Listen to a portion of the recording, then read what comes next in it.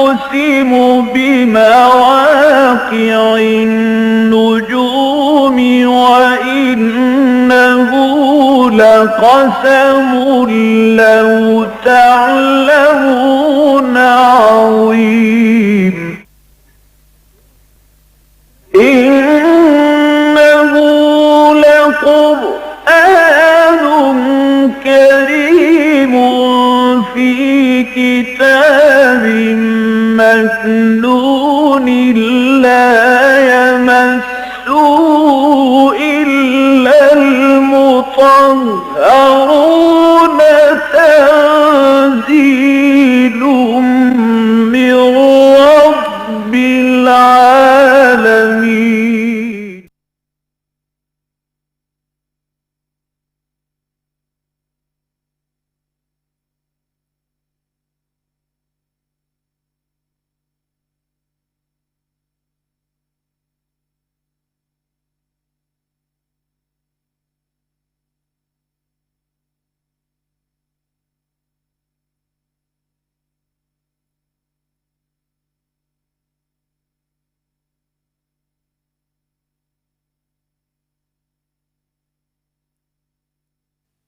على رسوله الكريم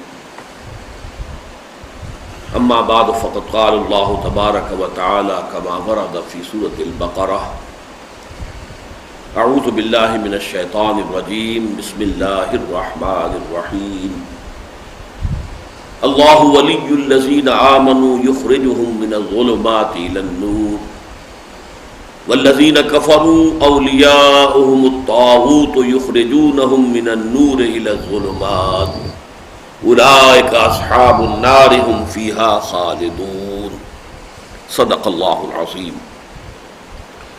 رب اشرح لي صدري ويسر لي أمري واحلل عقدة من لساني يفقهوا قولي اللهم ربنا ألهمنا رشدنا وأعذنا من شرور أنفسنا اللهم ارنا الحق حقا وارزقنا اتباعه وارنا الباطل باطلا وارزقنا اجتنابه آمین یا رب العالمین۔ سورہ بقرہ کا 34واں رکوع اسی طرح کا عظمت کا اور اہمیت کا حامل ہے جس طرح کا 21واں رکوع جو ہم پڑھ چکے ہیں۔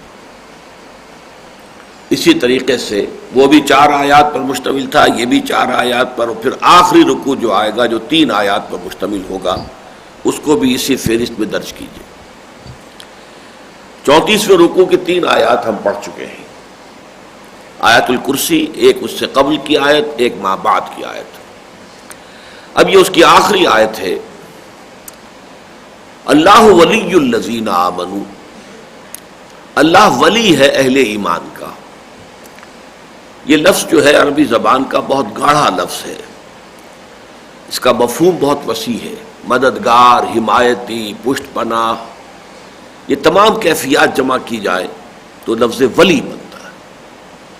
کوئی کسی کا حمایتی ہے، مددگار ہے، پشت پناہ ہے، جس سے اسے امید ہے کہ کسی وقت میں وہ کام آ سکے گا، جو اس کی ضرورتوں میں اس کا ساتھی بنتا ہے، اس کے غم میں اس کا ساتھی بنتا ہے، خوشیوں میں بھی، مسرتوں میں بھی شریک ہوتا ہے، وہ ولی ہے۔ ذرا 2 لفظ جو آتے ہیں اسم کے اعتبار سے، ایبسٹریکٹ ناؤنز کے اعتبار سے، ایک ہے ولایت اور ایک ہے ولایت۔ ولایت والی سے بنا ہے، والی حاکم، والی مصر، والی دمشق، یعنی حاکم مصر یا حاکم دمشق، والی سے ولایا ہے۔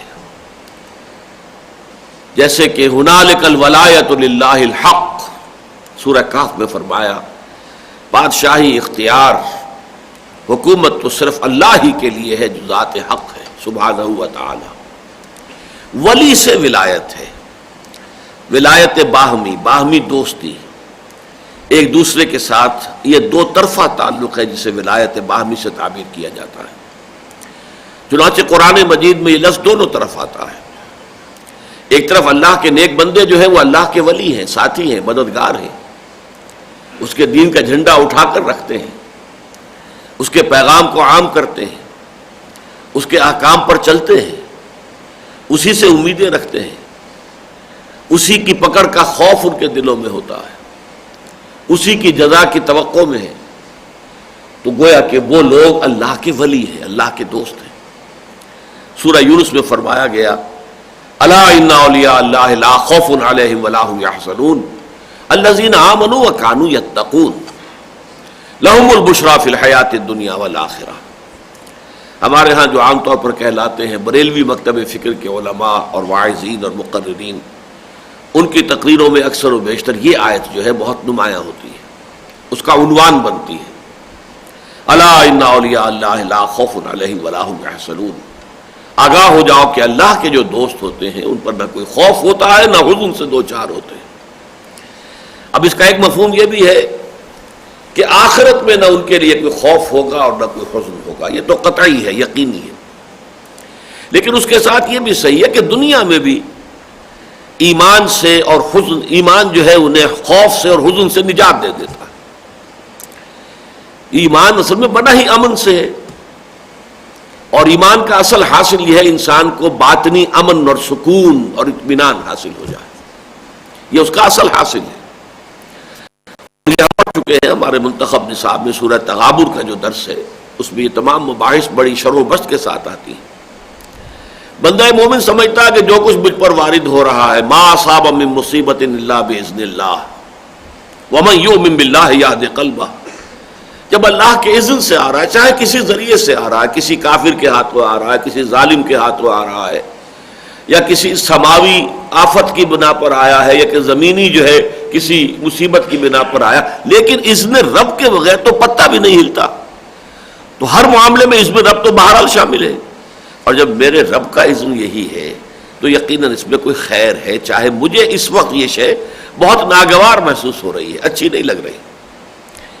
یہ بات جو ہے ہم پڑھ چکے ہیں سورہ بقرہ میں بھی، عسیٰ ان تکرہوا شیئا وہو خیر لکم وعسیٰ ان تحبوا شیئا وہو شر لکم، یہ ممکن ہے کہ تم کسی چیز کو ناپسند کرو درحالے کہ اسی میں خیر ہو، اور یہ بھی ممکن ہے اس کے برعکس کہ تم کسی چیز سے محبت کرو، اسے پسند کرو، حالانکہ وہ تمہارے لیے شر کا موجب بننے والی ہو۔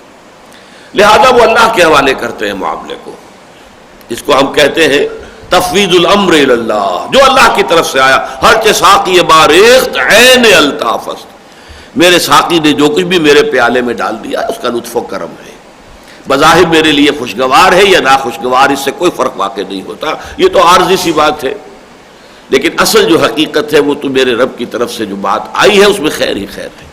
بیدک الخیر انک علی کل شیء قدیر۔ اسی طرح کوئی شے، کوئی بڑے سے بڑی مضر شے، کوئی بڑے سے بڑا دشمن، کوئی طاقتور سے طاقتور میرا جو ہے بدخواہ مجھے کوئی نقصان نہیں پہنچا سکتا جب تک کہ اللہ کا اذن نہ ہو۔ جب اللہ کا اذن ہوگا تو یقیناً اس میں کوئی خیر ہوگا، تو خوف کس بات کا رہا پھر؟ کسی میں طاقت ہی نہیں ہے کہ مجھے کوئی تکلیف پہنچا سکے، کسی کو اختیار ہی نہیں ہے کہ مجھے کوئی دکھ دے سکے، مجھے نقصان پہنچا سکے۔ لا حول ولا قوت الا باللہ، تو خوف بھی ختم۔ تو در حقیقت ایمان اصل میں اگر وہ واقعی ایمان ہے اور گہرائی میں اتر گیا ہے قلب کے گہرائیوں میں، تو یہ حزن اور خوف دونوں کا خاتمہ ہو جاتا ہے۔ یہ بالکل منطقی بات ہے، سمجھ میں آنے والی بات ہے۔ الا ان اولیاء اللہ لا خوف علیہم ولا هم یحزنون، اور اولیاء اللہ کون ہوتے ہیں؟ معاذ اللہ ان کے سروں پر کوئی سینگ نہیں ہوتے، کوئی علیحدہ سپیشیز نہیں ہے، کوئی علیحدہ نوع نہیں ہے، انسان ہی ہوتے ہیں۔ البتہ وہ انسان الذین آمنوا وکانوا یتقون، جو واقعتاً ایمان رکھتے ہیں اور تقوی کی روش اختیار کرتے ہیں۔ لہم البشریٰ فی الحیات الدنیا والآخرہ، ان کے لیے تو دنیا کی زندگی میں بھی بشارتیں ہی بشارتیں ہیں، اور آخرت میں بھی۔ جب ہر شے اللہ کی طرف سے آ رہی ہے اور ہر شے کی پشت پر یقیناً خیر ہے تو بشارت ہی بشارت ہے۔ جیسے کہ سورہ توبہ میں کہلوایا گیا قل لن یصیبنا الا ما کتب اللہ لنا هو مولانا قل هل تربصون بنا الا احدى الحسنيين، کہ اے منافقو تم ہمیں ڈرا رہے ہو کہ تمہاری بت ماری گئی ہے، شیر کے منہ میں جا رہے ہو، یہ سلطنت روما سے ٹکر لے رہے ہو، اس شدید گرمی کے موسم میں اتنا طویل سفر تمہیں صحرا کا کرنا ہے، تمہاری عقلوں کو کیا ہوا ہے؟ تو جواب کیا دلوایا گیا؟ لن یصیبنا الا ما کتب اللہ لنا هو مولانا، کہہ دیجئے ہم پر کوئی شے، کوئی تکلیف، کوئی مصیبت آ ہی نہیں سکتی سوائے اس کے جو ہمارے رب نے ہمارے لیے طے کر دی ہو، تو وہ تو ہمارا مولا ہے، ہمارا ولی ہے، ہمارا دوست ہے، ہمارا کارساز ہے، ہمارا پشت پناہ ہے، ہمارا بہی خواہ ہے، ہماری مصلحتوں کا ہم سے بڑھ کر جاننے والا ہے، لہذا ہمیں تو کوئی اندیشہ نہیں ہے۔ اور اس کے بعد مزید حل تربصون بنا الا احدى الحسنيين، تم ہمارے لیے سوائے دو نہایت عمدہ نتائج کے اور کس شے کی توقع کر سکتے ہو؟ دیکھو ہم جو جا رہے ہیں سلطنت روما سے ٹکر لینے، دو ہی امکان ہے نا، یا تو ہم فتح مند ہو کر واپس آ جائیں گے تو تم بھی مانو گے کہ ہم کامیاب ہو گئے، دوسرا امکان جو ہے if bad comes to worse and worse to worst، ہم سب ہلاک ہو جائیں تو یہ شہادت کی موت ہے، اور شہادت ہے مطلوب و مقصود مومن، نہ مال غنیمت نہ کشمر کشائی، ہمارے لیے یہ بھی انتہائی بڑی کامیابی ہے۔ تو اب ہمارے لیے تو کسی برائی کا سوال ہی پیدا نہیں ہوتا، منحصر مرنے پہ ہو جس کی امید، نا امیدی اس کی دیکھا چاہیے۔ جس شخص کے لیے کہ کامیابی ہی یہ ہو کہ وہ اپنی جان دے دے، اب اس کے لیے ناکامی کا کیا سوال ہے، نا امیدی اس کی دیکھا چاہیے۔ یہ ہے معاملہ اصل میں ولایت باہمی، لیکن یہ دو طرفہ ہے، ایک طرفہ نہیں ہے۔ جیسے اللہ کے ساتھ بہت سے معاملات میں قرآن میں یہ دو طرفہ بات آئی ہے۔ سورہ بقرہ میں ہم پڑھ چکے ہیں 18ویں رکوع کے آخر میں فَاذْكُرُونِي أَذْكُرْكُمْ، دیکھو تم مجھے یاد رکھو میں تمہیں یاد رکھوں گا۔ احادیث میں آتا ہے تم میری طرف چل کر آؤ گے میں دوڑ کر آؤں گا، تم بارش برآؤ گے میں ہاتھ برآؤں گا، تم مجھے اپنے دل میں یاد کرو گے میں تمہیں اپنے دل میں یاد کروں گا، تم میرا ذکر کسی محفل میں کرو گے میں اس سے بدر جہاں بہتر محفل میں، ملائکہ مقربین کی محفل میں تمہارا ذکر کروں گا کہ میرا فلاں بندہ اس وقت مجھے یاد کر رہا، اس نے مجھے دیکھا نہیں ہے لیکن ایمان بالغیب کے ساتھ وہ مجھے یاد کر رہا ہے، اس کے دل میں میری محبت ہے۔ نہ سوچو تم نے کہا تھا یہ آدم جو ہے فساد مچائے گا، اتجعل فیہا من یفسد فیہا ویسفک الدماء، دیکھو میرے بندے وہ بھی تو ہے نا۔ تو اللہ تعالیٰ فخر کرتا ہے اپنے ان بندوں پر جو اس کے دین کے لیے محنت کر رہے ہو، جد و جہد کر رہے ہو، اس کی جزا کی امید میں تن من دھن لگا رہے ہو۔ تو یہ دو طرفہ تعلق ہے، ان تنصر اللہ ینصرکم، اگر تم اللہ کی مدد کرو گے اللہ تمہاری مدد کرے گا۔ بالکل اسی طرح یہاں آیا ہے کہ اللہ بھی ولی ہے، اگر اہل ایمان ولی ہے اللہ کے تو اللہ بھی ولی ہے، یہ دو طرفہ تعلق ہے۔ یہ ولایت باہمی جسے میں نے کہا، اللہ ولی الذین آمنوا یخرجہم من الظلمات الی النور، اللہ ولی ہے، ساتھی ہے، دوست ہے، ہمدرد ہے، غم گسار ہے، پشت پناہ ہے، مددگار ہے اہل ایمان کا۔ یخرجہم من الظلمات الی النور، وہ نکالتا رہتا ہے انہیں، یہ فعل مضارع ہے جس پر تسلسل ہوتا ہے، وہ مسلسل انہیں نکالتا رہتا ہے اندھیروں سے روشنی کی طرف، یعنی یوں نہ سمجھو کہ یہ بس ایک دم کوئی کام ہو جانے والا ہے، ذہنی گمراہیوں سے بھی انسان رفتہ رفتہ نکلتا ہے، اخلاقی بھی اگر اس کے اندر کوئی عیوب ہیں، کوئی خرابیاں ہیں، ان سے بھی انسان دفعتاً تو نہیں پاک ہو جائے گا، وقت لگے گا۔ گویا کہ وہ نظری اور فکری اندھیرے ہوں یا عملی اور اخلاقی اندھیرے ہوں، اللہ تعالیٰ انہیں مسلسل ان اندھیروں سے نکال کر روشنی میں لاتا رہتا ہے، ان کے اندر روشنی نور جو ہے بڑھتا رہتا ہے ان کی زندگیوں میں، اور ظلمتیں جو ہیں وہ ان کی کمی ہوتی چلی جاتی ہے۔ یخرجہم من الظلمات الی النور والذین کفروا، اب یہ آ چکا تھا اس سے پچھلی آیت میں لفظ طاغوت آیا تھا، فمن یکفر بالطاغوت ویؤمن باللہ، اصل میں ایمان باللہ وہ معتبر ہے جو طاغوت کے کفر کے ساتھ ہو۔ اگر طاغوت سے بھی دوستی ہے اور اللہ سے بھی دوستی ہے تو اللہ کو ایسی دوستی پسند نہیں ہے، اللہ تو چاہتا ہے یکسو، جس کو کہا گیا ہے حنیفہ، حنیفہ، اور یہ لفظ بار بار قرآن میں آتا حضرت ابراہیم کے لیے، حنیفہ، وہ بالکل یکسو تھا، اس کی دوستی اللہ کے ساتھ ہو گئی تھی۔ اب جو اللہ کا دوست ہے اس کا دوست ہے، جو اللہ کا دشمن ہے اس کا دشمن ہے۔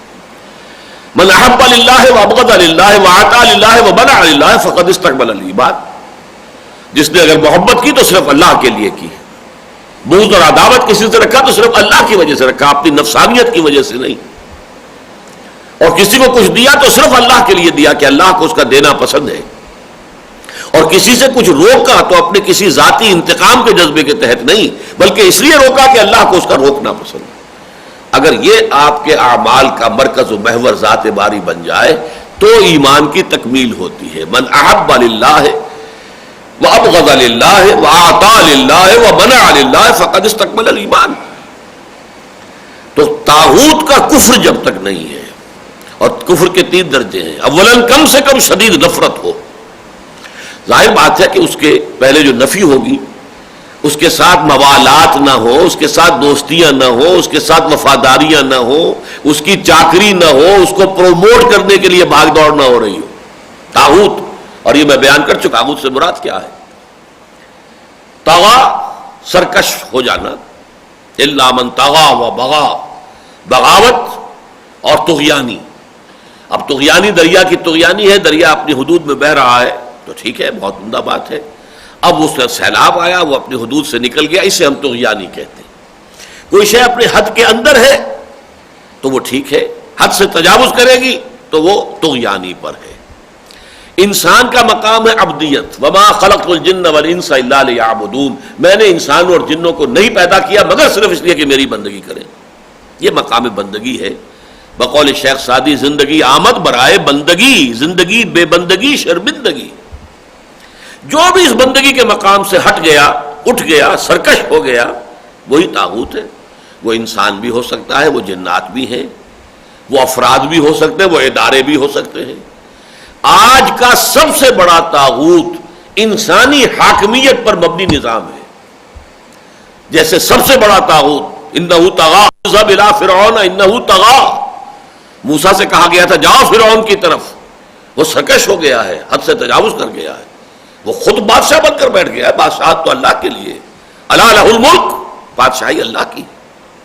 نمرود ہے جس کا ذکر ابھی آئے گا، تو وہ بھی بادشاہی کا مدعی تھا. آج عوام حاکمیت کے مدعی بن گئے ہیں. یعنی یوں سمجھیے کہ وہ جو کفر تھا زمانہ قدیم کا، اس نے اتنی وسعت اختیار کر لی ہے کہ پہلے تو ایک شخص ہوتا تھا اللہ کے بالمقابل کھڑا ہونے والا کہ میں حاکم ہوں. الیس لی ملک مصر، کیا مصر کی حکومت میری نہیں ہے؟ کیا سارا یہ آبپاشی کا نظام میرے کنٹرول میں نہیں ہے؟ وہذہ الانہار تجری من تحتی. وہ تو ایک آدمی تھا فرعون. آج یہ تمام فراعنہ بیٹھے ہوئے ہیں، حاکمیت ہماری ہے. یہ دنیا کا سب سے بڑا طاغوت، اور تاریخ انسانی کا یوں سمجھیے کہ طاغوت جو ہے وہ اپنی انتہا کو پہنچا ہے. اس میں انسانی حاکمیت، عوامی حاکمیت، سب طاغوت. اب آپ اس نظام کی چاکری کریں، اس سے دوستی کریں، اس سے امیدیں لگائیں، اس سے توقعات کریں، یہ تو در حقیقت پھر اللہ پر ایمان تو معتبر نہیں ہوگا. جب تک اس طاغوت کا کفر نہ ہو ہم اس کی چاکری نہیں کریں گے. ہم اس سے وفاداری کا کیا سوال ہے؟ ہم اس کی خدمت نہیں کریں گے، ہم اس سے دوستی نہیں رکھیں گے، ہم اس سے ذہناً تسلیم نہیں کریں گے. ہم زندہ رہیں گے یہاں پر تو گویا کہ مسلسل اس کے خلاف جد و جہد کرنے کے لیے. ہماری زندگی جو ہے مسلسل اس طاغوت کے خلاف جد و جہد پر اگر مبنی ہے تو صحیح ہے، نہیں ہے تو گویا کہ ہم نے ذہناً اس طاغوت کو قبول کر لیا، ریکنسائل کر لیا ہے. پھر اللہ پر ایمان کے کوئی معنی نہیں. وَمَن يَكْفُرْ بِالطَّاغُوتِ وَيُؤْمِن بِاللَّهِ، یہ تو میں نے نفی کی بات کہی. دوستی نہ ہو، چاکری نہ ہو، وفاداری نہ ہو، ریکنسائل نہ کرے، ذہناً تسلیم نہ کرے. اس کے بعد یہ کہ نفرت ہو شدید دل میں، اور یہ کم سے کم زبان سے اس کے خلاف اعلان کرتا رہے، کہتا رہے کہ میں اس کو نہیں مانتا. اور پھر یہ کہ اس سے بھی بڑھ کر یہ ہے کہ طاقت کے ساتھ اس کے خلاف کھڑا ہو جائے، جمعیت فراہم کرے، جماعت فراہم کرے، قوت فراہم کرے، اور پھر اس طاغوت کا تختہ الٹنے کے لیے میدان میں آئے. اگر یہ ہے تو پھر ایمان باللہ معتبر ہے. اگر یہ طرز عمل نہیں ہے تو پھر ایمان باللہ معتبر نہیں ہے. وَمَن يَكْفُرْ بِالطَّاغُوتِ وَيُؤْمِن بِاللَّهِ فَقَدِ اسْتَمْسَكَ بِالْعُرْوَةِ الْوُثْقَىٰ. تو جو کفر کرتا ہے طاغوت کا اور پھر ایمان لاتا ہے اللہ پر، وہ ہے کہ جس نے مضبوط کنڈے پر ہاتھ ڈال دیا ہے. لَا انفصام لہا، یہ کنڈا اب ٹوٹنے والا نہیں ہے. یہ سہارا اب اسے قیامت تک لے جائے گا اور جنت میں داخل کر دے گا. وہی لفظ طاغوت دوبارہ آیا. اللہ ولی الذین آمنوا یخرجہم من الظلمات الی النور. اللہ تعالیٰ تو ولی ہے اہل ایمان کا، انہیں نکالتا رہتا ہے مسلسل اندھیروں سے روشنی کی طرف. والذین کفروا، پر جو کفر کی روش اختیار کرے، اولیاءہم الطاغوت، اب ان کے دوست اور پشت پناہ اور مددگار اور حمایتی طاغوت ہے. الکفر ملت واحدہ، کفر تو چاہے وہ جنات کا ہو، انسانوں کا ہو، افراد کا ہو، اداروں کا ہو، انسٹیٹیوشنز کا ہو، اسٹیٹ کا ہو، یہ سب ایک الکفر ملت واحدہ، یہ طاغوت ایک ہی حقیقت ہے اور یہ ایک دوسرے کو سپورٹ کرتے ہیں۔ لہذا اب ان کا کام تو یہ ہے کہ اور تھوڑی بہت بھی رمق روشنی کی کسی کے پاس تھی تو اس سے بھی اس کو محروم کرتے چلے جائیں۔ یخرجونہم من النور الی الظلمات، کوئی نور، کوئی روشنی، کوئی رمق اس کی، کوئی چمک اگر تھوڑی بہت کہیں سے مل گئی تھی، کوئی والدین سے وراثت میں کہیں مل گئی تھی کچھ باتیں، ان کے اوپر کچھ یقین تھا دل میں، رفتہ رفتہ وہ سارا کا سارا ختم ہو جائے گا۔ مجھے وہ شعر یاد آ رہے ہیں اقبال کے، اصل میں مجھے تو پچھلے سال ہی پہلی مرتبہ سننے کا اتفاق ہوا، میرے ذہن میں اشعار نہیں تھے، اور یہ بھی امریکہ میں ایک ڈاکٹر صاحب نے مجھے سنائے، میں ان کا بہت مشکور ہوں۔ ای بنوک ای فکر چالاک یہود، یہ جو بینکنگ کا نظام ہے، بینک کی جمع بنوک، یہ یہودیوں کے چالاک اور عیار ذہن کی پیداوار ہے۔ ای بنوک ای فکر چالاک یہود، نور حق از سینہ آدم ربود، آدم کے سینے سے حق کا نور اس نے زائل کر دیا، ختم کر دیا۔ وہ جو اللہ نے اپنی روح میں سے پھونکا تھا، وَنَفَخْتُ فِيهِ مِن رُوحِي، وہ زائل ہو گیا نور خداوندی، اب وہ ایک درندہ بن کر رہ گیا ہے، آدمی درند بے دندان و چنگ۔ اسی لیے کہا نا کہ از ربا آخر چمی زائد فتن، کس نہ داند لذت قرض حسن، از ربا جاں تیرا دل چون خشت و سنگ، آدمی درند بے دندان و چنگ۔ یہ سود ایسی لعنت ہے کہ اس کے بطن سے اور کیا چیز جو ولادت پائے گی سوائے فتنوں کے۔ کسی انسان کو یاد نہیں رہا ہے کہ کسی کو قرض حسنہ دینے کی کتنی لذت ہے، سود پر دینے کے لیے نہیں، قرض حسنہ، اپنی ضرورت پوری کر لو بھائی، پھر مجھے یہ رقم واپس کر دینا۔ اس سے بھی اگلا مقام ہے کہ صدقہ ہی کر دو، دے ہی دو، ورنہ یہ کہ ذرا نیچے اتر رہے ہو، you are not ready to part with your money, ٹھیک ہے آپ اپنا کام چلا لیں، پھر مجھے واپس کر دیجیے گا۔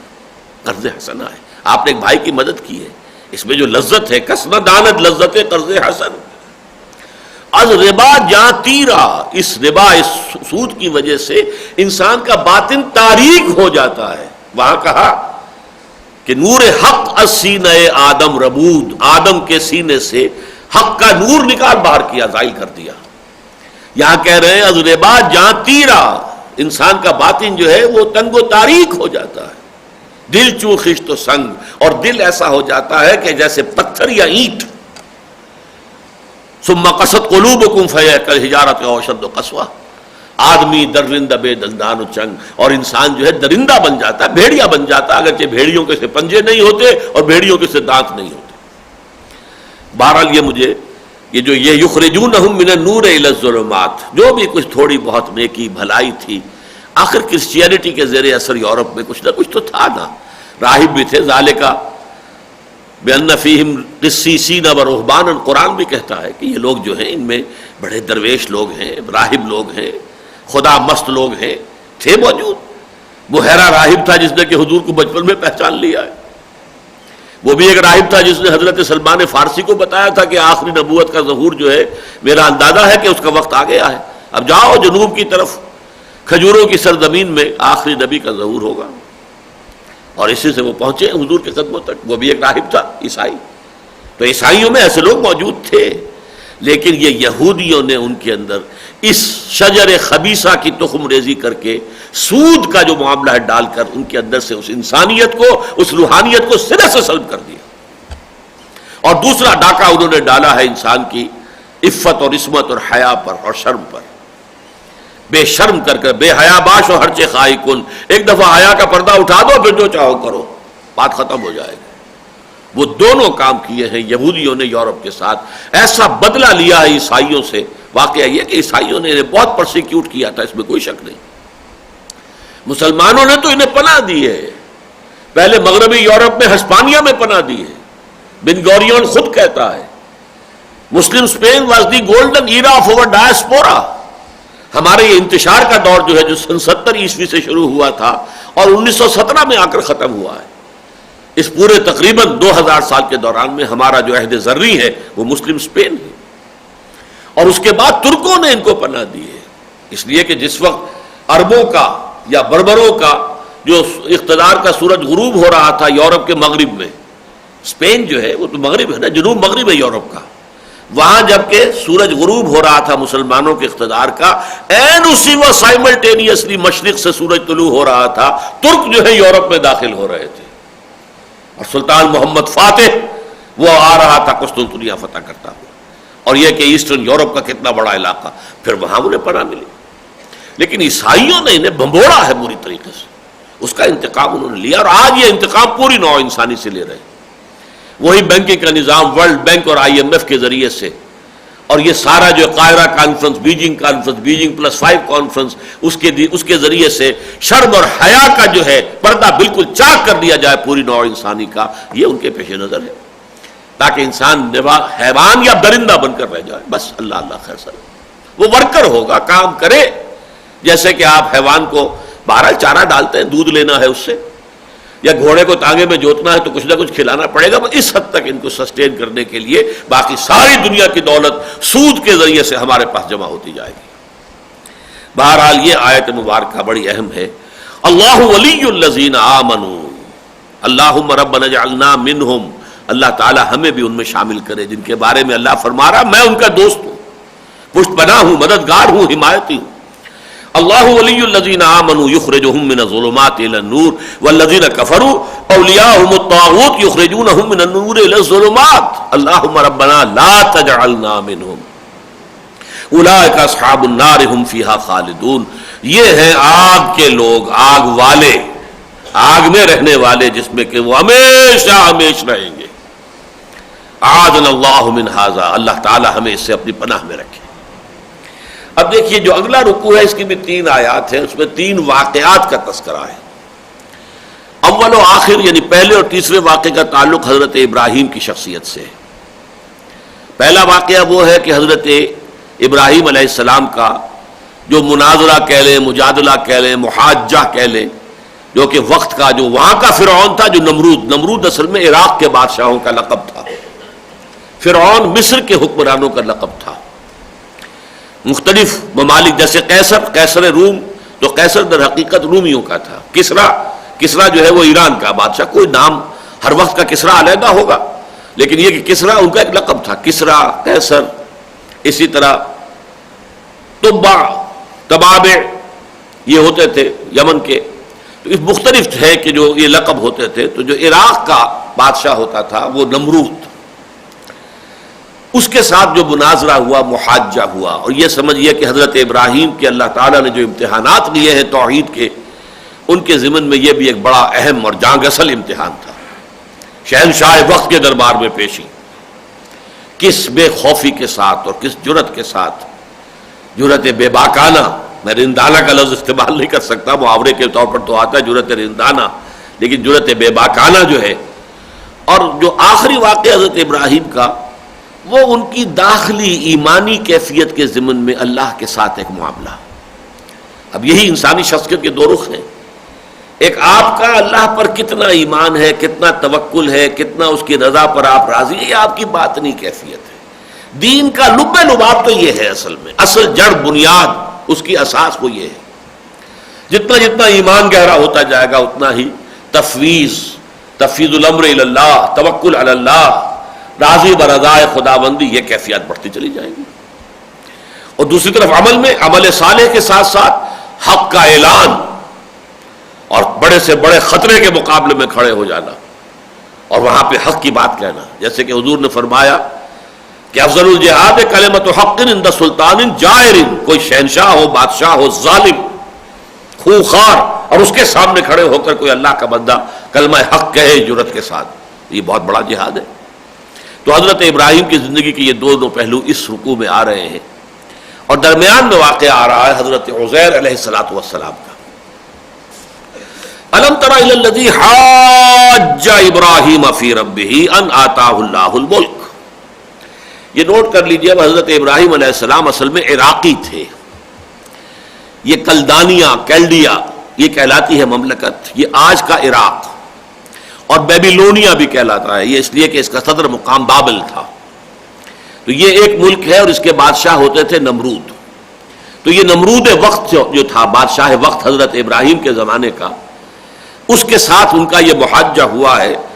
کیا تم نے غور کیا اس شخص کی کیفیت پر جس نے محاجہ کیا تھا؟ محاجہ حجت سے، محاججہ مفاعلہ، محاجہ بن گیا، محاججہ ہے، یہ دو جیم جمع ہو گئے، حجت، تو حجت میں جیم جو ہے دو ہے، یعنی تشدید کے ساتھ آتے ہیں، تو محاجہ۔ الم تر الی الذی حاج ابراہیم فی ربہ، کیا تم نے غور نہیں کیا اس شخص پر جس نے کہ حجت بازی کی تھی ابراہیم سے؟ یہ ہمارے الفاظ آتے ہیں مناظرہ، مجادلہ، اور یہ محاجہ، محاججہ ہے۔ اس کے رب کے بارے میں حضرت ابراہیم نے کہا تھا میں تو صرف اس کو مانتا ہوں، انی وجہت وجہی للذی فطر السماوات والارض حنیفا وما انا من المشرکین، میرا ایمان تو اس پر ہے کہ جس نے آسمان اور زمین پیدا کیے ہیں، اور میں اس کے ساتھ کسی کو شریک کرنے کے لیے تیار نہیں، نہ کسی دیوی کو، نہ دیوتا کو، نہ سورج کو، نہ چاند کو، نہ کسی ستارے کو، نہ کسی بادشاہ کو، کسی کو ماننے کو تیار نہیں۔ لا الہ الا اللہ، ہر طاغوت سے انکار۔ ان آتاہ اللہ الملک، اور یہ سارا محاجہ وہ کر رہا تھا اس وجہ سے کہ اللہ نے اسے بادشاہی دے رکھی تھی، یعنی اس کے اندر گھمنڈ پیدا جو ہوا ہے اور غرور پیدا ہوا ہے، اور وہ محاجہ کر رہا ہے اللہ کے ایک بندے سے، اللہ کے ایک نبی اور رسول سے، حضرت ابراہیم سے، تو اس کے تکبر کی بنیاد کیا تھی کہ اللہ نے اسے حکومت دے رکھی تھی۔ اذ قال ابراہیم ربی الذی یحیی ویمیت، اب یہ جو محاجہ ہو رہا ہے تو حضرت ابراہیم علیہ السلام کہتے ہیں میں تو اس رب کو مانتا ہوں، ربی الذی یحیی ویمیت، جو زندہ رکھتا ہے اور مارتا ہے، جس کے ہاتھ میں قبضہ قدرت میں حیات انسانی ہے۔ اب حضرت ابراہیم نے تو جس انداز میں یہ بات کہی تھی، ایک عمومی انداز میں، اس نے وہ کٹ حجتی کے لیے یہ کیا، انا احیی و امیت، قال انا احیی و امیت، میں بھی زندہ بھی رکھ سکتا ہوں، مار بھی سکتا ہوں۔ چنانچہ فوری طور پر تفصیلات ایسے آتی ہیں کہ اس وقت کے قید خانے میں دو قیدی تھے کنڈمڈ، جنہیں پھانسی کا یا قتل کی سزا ہو چکی تھی، دونوں کو بلایا، ایک کو اسی وقت کہا جاؤ تم آزاد ہو، دیکھو میں نے اسے زندہ رکھا، اور ایک کی گردن وہیں پر مار دی گئی، دیکھو میں نے اس کو مار دیا، یہ اختیار میرے پاس بھی ہے، لہذا مانو مجھے، میں بھی رب ہوں، مالک ہوں، حاکم ہوں، آقا ہوں، مختار ہوں، انا وہی و امید۔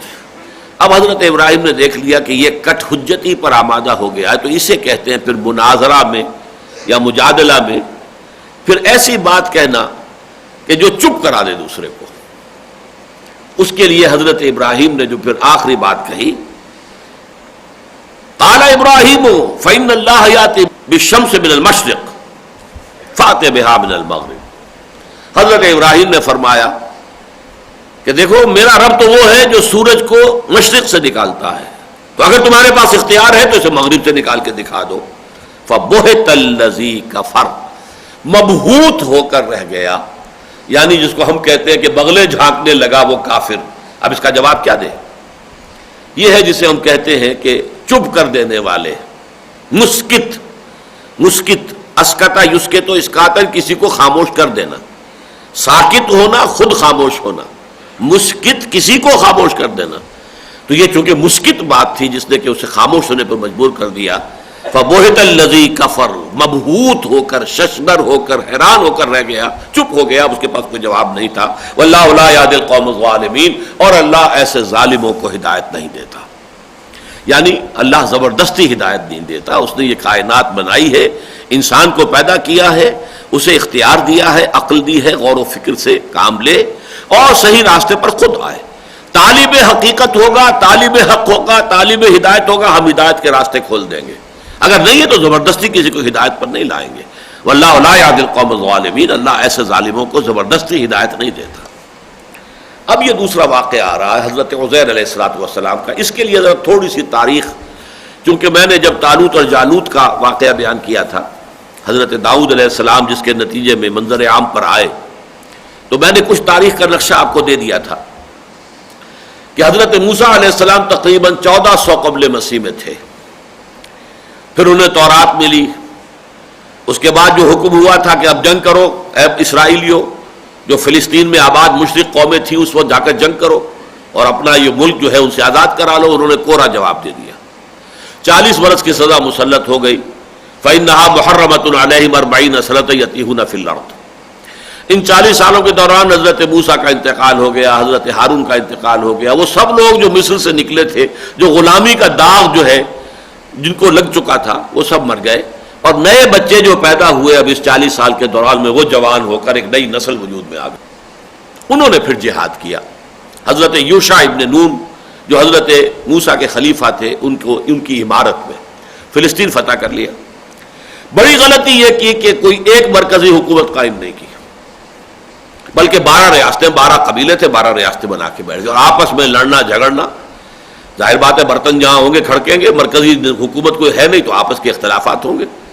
اور اس کے نتیجے میں آس پاس کے جو مشرک قومیں تھیں ان کو موقع ملتا تھا, کبھی اس کی مدد کر دی اس کے خلاف, کبھی اس کی مدد کر دی اس کے خلاف. اس کے نتیجے میں وہ طوائف الملوک کی جو ہے بالآخر اس انتہا کو پہنچ گئی کہ یہ سب کے سب فلسطین سے نکال دیے گئے, ان کے بچے غلام بنا لیے گئے. تب ہوش آئی, وقت کے نبی سے کہا کہ اب ہمیں یہ ایک سپہ سالار بادشاہ معین کر دیجئے, ہم جہاد کریں گے. بہرحال پھر وہ جہاد ہوا. وہ گویا کہ غزوہ بدر کے قائم مقام ہے سابقہ امت مسلمہ کی تاریخ میں, جس کے نتیجے میں پھر ان کا عہد زرعی آیا. حضرت طالوت 16 برس کی حکومت, حضرت داؤد 40 برس کی حکومت, حضرت سلیمان 40 برس کی حکومت. 96 برس ان کے, یہ گویا کہ ان کی خلافت راشدہ ہے. لیکن یہ حضرت موسیٰ کے 300 برس بعد آئی ہے, فصل ہے 3 صدیوں کا. اب اس کے بعد سے سمجھئے کہ حضرت سلیمان علیہ السلام کی مملکت بہت وسیع تھی. تقریباً یوں سمجھئے آج کا پورا شام اس میں شامل تھا. تو اس کے پھر حضرت سلیمان کے بعد فوراً 2 بیٹوں میں تقسیم ہو گئی. ایک اسرائیلی حکومت بنی اسرائیل کے نام سے, اور ایک یہودا. جو چوتھے بیٹے تھے حضرت یعقوب علیہ السلام کے یہودا, ان کا قبیلہ جو تھا وہ بہت مضبوط تھا, تو انہوں نے ایک حکومت بنائی. ان کے ساتھ بنیامین جو سب سے چھوٹے بھائی تھے وہ بھی شریک ہوئے. 2 قبیلوں کی تو جنوبی ریاست بن گئی یہودا, اور باقی سب جو ہے جمع ہو گئے, انہوں نے اسرائیل کی ریاست بنا دی. اب گویا کہ افتراق ہو گیا, ان کے زوال کا آغاز ہو گیا. جب 2 ہو گئے تو وہ بھی ان میں بھی ٹکراؤ تو ہوتا ہی رہے گا. نتیجہ یہ ہوا کہ کچھ زمانہ گزرنے کے ساتھ کمزور بھی ہوئے, کچھ ان میں اخلاقی, روحانی, اعتقادی, عملی خرابیاں, زوال وہ بھی بڑی تیزی کے ساتھ آئے. مشرکانہ اوہام آ گئے, عقائد میں ٹیڑھ آ گیا, تورات کو پس پش ڈال دیا, عیاشیوں میں مبتلا ہو گئے. تب اللہ کے عذاب کے کوڑے ان پر پڑے. پہلے تو 700 قبل مسیح میں حضرت سلیمان کا عہد 1000 قبل مسیح میں ختم ہوتا ہے. 700 قبل مسیح میں اسیرینز جو تھے انہوں نے برباد کر دیا شمالی ریاست اسرائیل کو, ختم کر دیا, سب کو تتر بتر ادھر ادھر کر دیا. اس کے بعد بہت سے قبیلوں کا تو نام و نشان مٹ گیا, جس کو کہتے ہیں کہ lost tribes of the house of Israel. اسرائیل کے گھرانے کے گم شدہ جو قبیلے تھے وہ کہاں گئے. ایک خیال یہ بھی ہے کہ انہی میں سے کچھ قبیلے ہندوستان بھی آئے ہیں, واللہ عالم. لیکن یہ کہ جنوبی سلطنت جو تھی یہ کافی دیر تک چلی, 200 برس اور. لیکن 586 قبل مسیح میں اب جو نمرود تھا عراق کا, بیبیلونیا کا نمرود, اس وقت کے نمرود کا نام تھا بخت نصر, نیبوکڈ نظر. اسے اردو میں یا عربی میں بخت نصر کہتے ہیں, لیکن اصل میں وہ نیبوکڈ نظر. اس نے حملہ کیا. اس نے ویسے تو حملے کئی کیے, اور پھر یہ کہ ہر مرتبہ جو ہے پھر یہودیوں نے اس کے خلاف بغاوت بھی کی, لیکن پھر اس نے 586 قبل مسیح میں جو حملہ کیا ہے بہت بڑی بربادی لایا.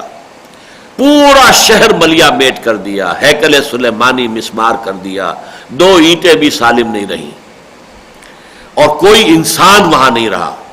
یا تو قتل کر دیے گئے, میں نے کہیں پڑھا تھا 6 لاکھ قتل ہوئے ہیں, اور 6 لاکھ کو وہ پھر کیپٹیوز بنا کر اپنے ساتھ لے گیا بیبیلونیا. وہاں ایک بھی نہیں رہے گا, شہر بالکل اجڑ گیا, ویران سنسان, کوئی بھی اس وقت وہاں موجود نہیں. یہ حال ہوا ہے اس یروشلم کا. اگر یہ 6 لاکھ جمع 6 لاکھ اگر یہ اعداد درست ہے تو گویا کہ 12 لاکھ کی آبادی کا شہر تھا یروشلم.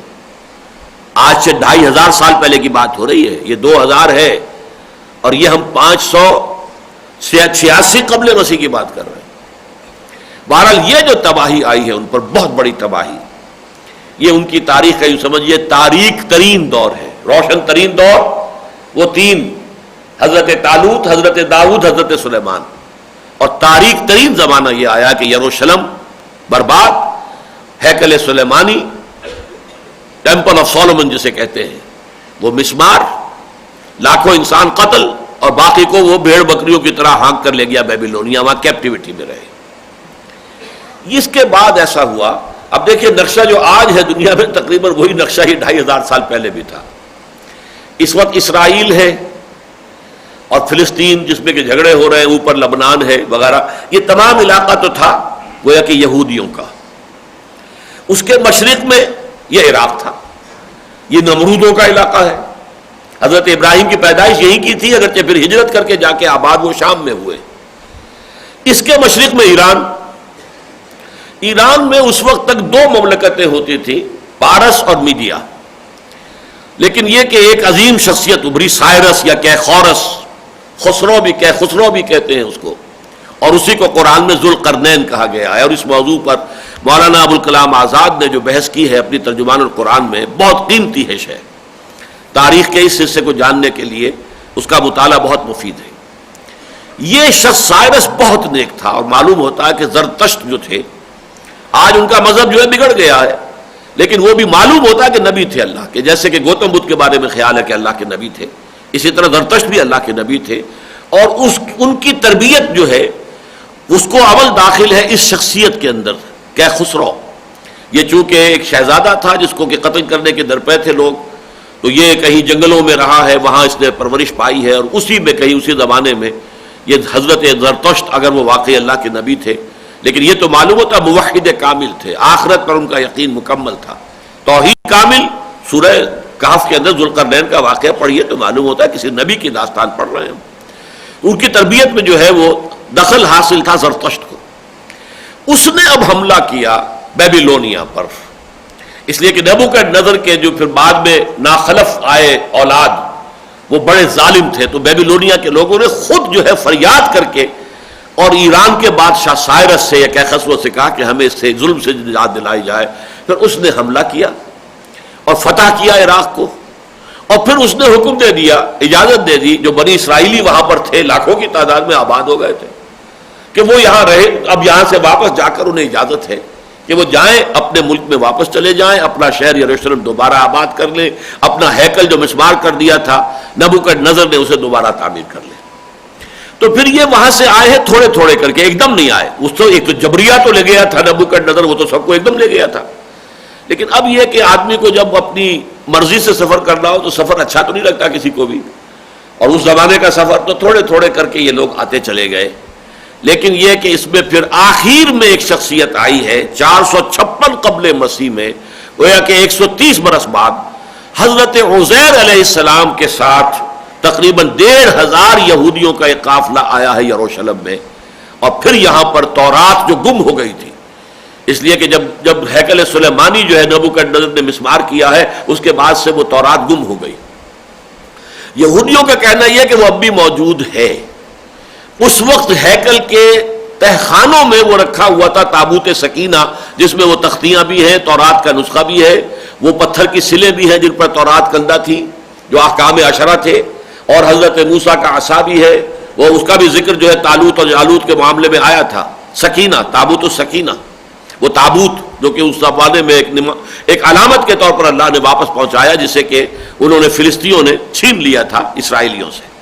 وہ کہتے ہیں کہ اب بھی وہ موجود ہے، اس لیے کہ جس وقت اس نے گرایا ہے نبوکدنضر نے ہیکل سلیمانی کو، تو پھر وہ سب لوگ دب گئے ہیں نیچے، اور سرنگوں کے اندر تھے، تہخانوں میں تھے، وہاں اب بھی موجود ہیں ان کے رہبائز کہ جو اس کے ہر وقت موجود رہتے تھے۔ وہ ایک تابوت رکھا ہوا ہے اور اس کے ارد گرد لوگ ہمیشہ بیٹھے رہتے تھے، ان کے علماء، تو بہت سے ان کے علماء وہ وہیں پر ختم ہوئے، مر گئے، اور تابوت بھی وہیں ہے، لیکن دونوں طرف سے راستے بند ہو گئے تہخانے کے، اور وہ وہیں پر جو ہے فوت ہو گئے۔ ان کا کہنا یہ کہ اب بھی ہے، لیکن ظاہر بات ہے کہ عملی اعتبار سے تورات گم ہو گئی۔ لیکن حضرت عزیر جو ہے یہ تورات کے حافظ تھے۔ جب یہ واپس آئے ہیں تو انہوں نے پھر حافظے سے دوبارہ تورات مرتب کروائی ہے۔ یہ ہے گویا کہ تاریخ۔ اب یہ جو 136 برس کا وقفہ ہے، اس میں ہوا کیا ہے حضرت عزیر کے ساتھ؟ حضرت عزیر معلوم ہوتا ہے یہ حضرت ہارون کی نسل میں سے تھے اور نبی تھے، وہ تو ظاہر بات ہے کہ جیسے ایک طرف یہ نماردہ چل رہے ہیں، ایک طرف فرائضہ چل رہے ہیں، بیچ میں جو سلطنت اسرائیل تھی اس میں نبوت کا سلسلہ جاری ہے. تو حضرت حزقیل نبی اور دانیال نبی یہ کیخسرو کے ہم عصر ہیں. پھر کیخسرو کا جو آیا، جو اس کا بیٹا اور پھر اس کے بعد ایک اس کا امزاد جو ہے داریوس، اس کے زمانے میں بھی دانیال، حجی نبی، زکریا نبی، یہ مختلف نبی جو ہے وہ آتے چلے جا رہے ہیں. تو حضرت عزیر بھی اللہ کے نبی تھے. معلوم ایسا ہوتا ہے کہ جب یہ بیت المقدس مسمار کیا گیا ہے اور ہیکل سلیمانی مسمار کیا، یہ کہیں باہر تھے، چنانچہ اس تباہی سے یہ خود تو بچ گئے. لیکن جب واپس آئے تو جو منظر انہوں نے دیکھا کہ پورا یروشلم ویران، تباہ برباد، ساری عمارتیں گری ہوئی اور کوئی ایک متنفس زندہ نہیں، تو ان پر ایک شدید مایوسی کی کیفیت طاری ہوئی. انہوں نے کہا انا یحیی ھذہ اللہ بعد موتھا، اس شہر کو، اس بستی کو اس طرح کی تباہی و بربادی کے بعد اللہ کیسے دوبارہ آباد کرے گا. اس پر اللہ نے انہیں 100 سال کے لیے ان پر موت وارد کر دی، پھر انہیں اٹھایا. تو گویا کہ 136 سالوں میں سے 100 سال حضرت عزیر کے وہ گزر گئے اس حالت میں کہ وہ مردہ تھے، ان کی زندگی، ان کے عمر میں ان کا اضافہ نہیں ہوا. وہ جب دوبارہ زندہ ہوئے تو اسی حال میں جس میں کہ وہ 100 برس پہلے تھے. اب وہ گئے وہاں جہاں پر بیبیلونیا میں یہ سب کے سب ابھی آباد تھے، وہاں جا کر انہوں نے توبہ کی منادی کی، لوگوں کی اصلاح کی دعوت بلند کی، لوگوں اللہ کی طرف رجوع کرو، لوگوں اللہ کی جناب میں توبہ کرو. اور پھر یہ ہے کہ لے کر واپس آئے ہیں، اور پھر انہوں نے آ کر ان کی قیادت میں دوبارہ جو ہے پھر ہیکل سلیمانی تعمیر ہوا، اور تورات بھی یادداشت سے دوبارہ مرتب کر کے لکھی گئی. یہ ہے واقعہ، تاریخی پس منظر یہ ہے اس کا، جس میں فرمایا او کالذی مر علی قریۃ، یا اس شخص کے مانند، یعنی یہ حالات جو ہے عجیب و غریب واقعات دنیا میں ہوتے رہے ہیں. ذرا اس شخص کے معاملے پر غور کرو جس کا گزر ہوا ایک بستی پر، قریہ یروشلم. قریہ کہتے ہیں وہ جگہ جہاں بہت سے لوگ جمع ہو جائیں، قرآن آیات الہیہ کو جمع کرنے والی شے. تو قریہ فرمایا کہ او کالذی مر علی قریۃ، ان کا گزر ہوا ایک بستی پر، وہی خاویۃ علی عروشہا، وہ بستی اپنی چھتوں کے اوپر اوندھی ہوئی تھی. جب کوئی مکان گرتا ہے تو عام حالت میں تو چھت اوپر ہے، دیواریں جو ہے وہ جو ہے سائڈ پر ہے، نیچے فرش ہے، لیکن پھر کیا ہوتا ہے کہ چھت نیچے آ گئی، دیواریں اس کے اوپر آئی. اس طریقے سے گویا کہ وہ پوری کی پوری بستی ہی خاویۃ علی عروشہا، وہ پوری بستی گری پڑی ہوئی تھی اپنی چھتوں پر. قال انا یحیی ھذہ اللہ بعد موتھا، تو ان پر جو افسردگی طاری ہوئی، جو رنج اور غم کی کیفیت طاری ہوئی، اس نے ایک مایوسی کی شکل اختیار کر لی. اس مایوسی کے عالم میں انہوں نے کہا اب یہ شہر کیسے دوبارہ آباد ہو سکتا ہے، کیسے ممکن ہے کہ اللہ اس شہر کو دوبارہ زندہ کر دے اس کی موت کے بعد؟ یہ تو مر گیا، شہر ختم ہو گیا، برباد ہو گیا. انا یحیی ھذہ اللہ بعد موتھا، کیسے اللہ اس کو دوبارہ زندہ کرے گا اس کے مر جانے کے بعد؟ فاماتہ اللہ 100 عام، تو اللہ تعالیٰ نے اس پر موت طاری کر دی 100 سال کے لیے. اب یہ ذرا نوٹ کر دیجئے، اس سے پہلے بھی میں کئی دفعہ بیان کر چکا ہوں کہ اس قسم کے حالات و واقعات جو ابھی نوع انسانی کا عہد طفولیت تھا، تو خرق عادت واقعات اور حالات یہ بے شمار ہوتے تھے. جیسے ہمیں معلوم ہے کہ یہود کے ہاں یہ معاملہ تھا کہ ابتدا میں جب قربانی ہوتی تھی تو آسمان سے جو ہے وہ ایک شعلہ اتر کر اس کو بھسم کر دیتا تھا، اور یہ علامت تھی اس بات کی کہ اللہ نے قربانی قبول کر لی. حابیل اور قابیل کے واقعے میں اسی کا ذکر آتا ہے. ایک کی قربانی قبول کر لی اللہ نے، ایک کی نظر پیش جو کی تھی وہ قبول نہیں کی. اس پر وہ بڑا بھائی غصے کے اندر آیا ہے قابیل کہ میں تجھے قتل کر دوں گا، لاقتلنک. وہ حسد کے مارے، بغض کے مارے اس میں وہ، اور وہ کر گزرا، قتل کر دیا اسے. تو یہ جو ایک شکلیں ہوتی تھی اور جس طرح کے کہ معجزات دکھائے جاتے تھے، حضور کے زمانے تک آتے آتے نوع انسانی ذہنی طور پر اتنی بالغ ہو گئی تھی کہ اب یہ خرق عادت چیزیں جو ہے کچھ واقعات ہیں کرامات کے درجے کے. معجزہ کہتے ہیں اسے جو اس دھڑلے کے ساتھ پیش کیا جائے کہ یہ ہے ثبوت میری رسالت کا، آؤ اور مقابلہ کر لو. جیسے حضرت موسیٰ نے کہا اور جادوگروں سے مقابلہ کیا، وہ ان کے مطالبے پر بھی ہوتا ہے. جیسے کہ حضرت صالح کی قوم نے کہا تھا کہ ابھی اس چٹان میں سے ایک گابن اونٹنی برآمد ہو جائے اگر تمہارے کہنے سے تو ہم مان لیں گے تم اللہ کے رسول ہو. انہوں نے دعا کی اور ان کے دیکھتے دیکھتے ایک چٹان جو ہے وہ شق ہوئی, اس میں سے ایک گابن اونٹنی جو ہے برآمد ہو گئی. لیکن انہوں نے مان کے نہیں دیا پھر بھی, بلکہ انہوں نے کہ اس اونٹنی کو بھی قتل کر دیا, اس کی کونچیں کاٹ ڈالی اور اس کے بعد ہلاک کر دیے گئے. لیکن خرق عادت معجزات دکھانا یہ اللہ کا معاملہ رہا ہے. لیکن یہ کہ حضور کے زمانے میں آ کر اب حضور کا معجزہ یہ قرآن ہے, یہ عقلی ہے, نظری ہے, فکری ہے, ہدایت کے لیے ہے, انسان کی نفسیات کے لیے ہے, سوچ کے لیے ہے, اس کی عمرانیات کے لیے, سیاسیات کے لیے, اس کی اقتصادیات کے لیے پوری ہدایت جو ہے اس میں موجود ہے. بس یہ ہے معجزہ حضور کا صلی اللہ علیہ وسلم. ویسے یہ کہ خرق عادت وہ بھی مطالبے کے تحت نہیں, جیسے کہ جو قبر کا معاملہ ہوا ہے وہ بھی ایسے ہی واقعہ ہوا ہے.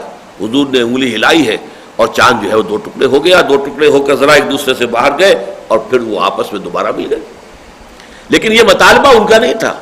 ان کا مطالبہ تو یہ تھا کہ مکے کے اندر کوئی فوراً لہلہاتا ہوا باغ جو ہے سامنے آ جائے, یا یہاں اچانک آپ کے لیے ایک محل سونے کا چاندی کا جو ہے مرصع اور مسجع جو ہے وہ وجود میں آ جائے, یہاں ایک چشمہ بہا کر, دریا بہا کر ہمیں دکھا دو, یا آسمان پہ چڑھ کر دکھاؤ اور وہاں سے لے کر کتاب اترو گے ہماری نگاہوں کے سامنے تو ہم مانیں گے. یہ سورہ بنی اسرائیل میں ہے بہت تفصیل کے ساتھ.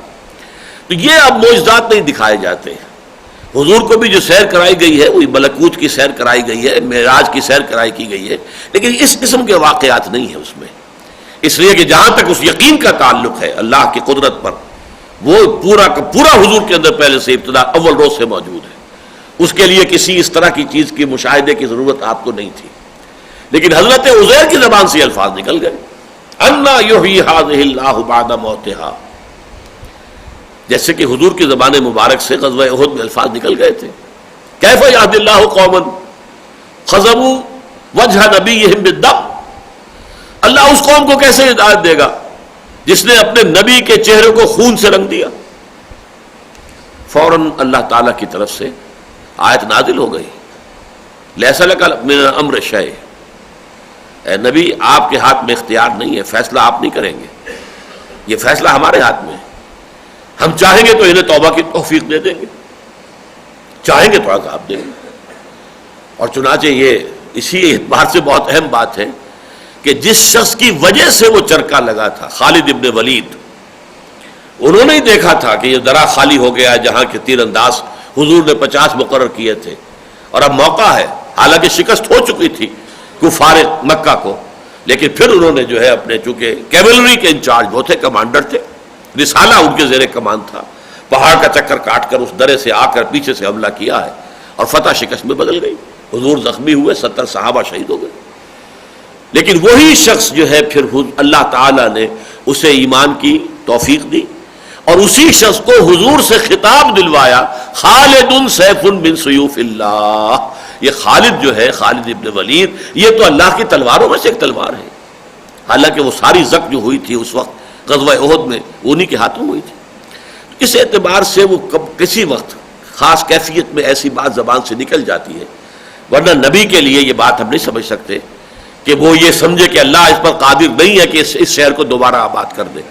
لیکن اس وقت شدت تعصف میں اور انتہائی یاس میں ان کی زبان سے الفاظ نکل گئے, انا یحیی ھذہ اللہ بعد موتھا, اس بستی کو اس طرح ختم اور برباد اور مر جانے کے بعد کیسے اللہ دوبارہ زندہ کرے گا. فاماتہ اللہ 100 عام, تو موت طاری کر دی اس پر اللہ نے 100 برس کے لیے. ثم بعثہ, پھر اسے اٹھایا. قال کم لبثت, پوچھا کتنے عرصے رہے ہوگے عزیر؟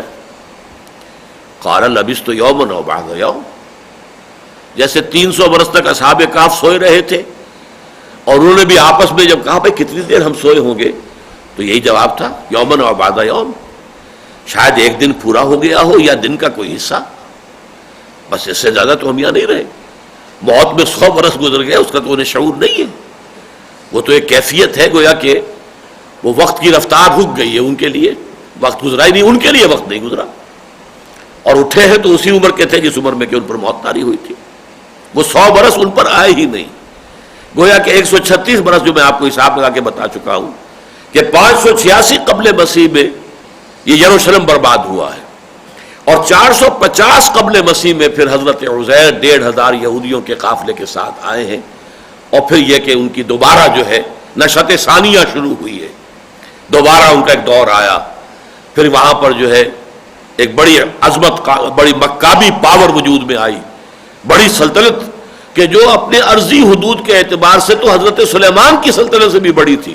باقی حضرت سلیمان کی حکومت تو جنات پر بھی تھی، حضرت سلیمان کی حکومت جو ہے وہ تو ہوا پر بھی تھی، ہوا بھی ان کا حکم مانتی تھی، ان کے حکم سے چلتی تھی اور بڑی تیزی کے ساتھ ان کو لے جاتی تھی۔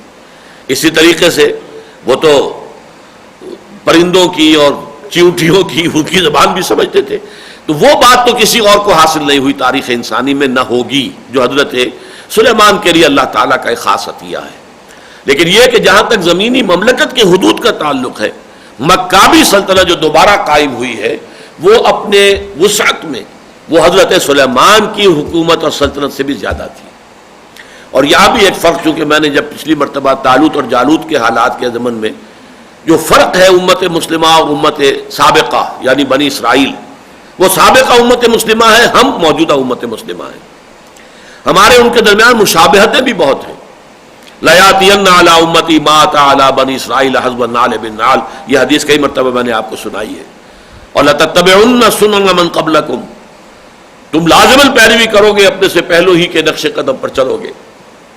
یہ بہت مشابہتیں ہیں لیکن اختلاف بھی ہے۔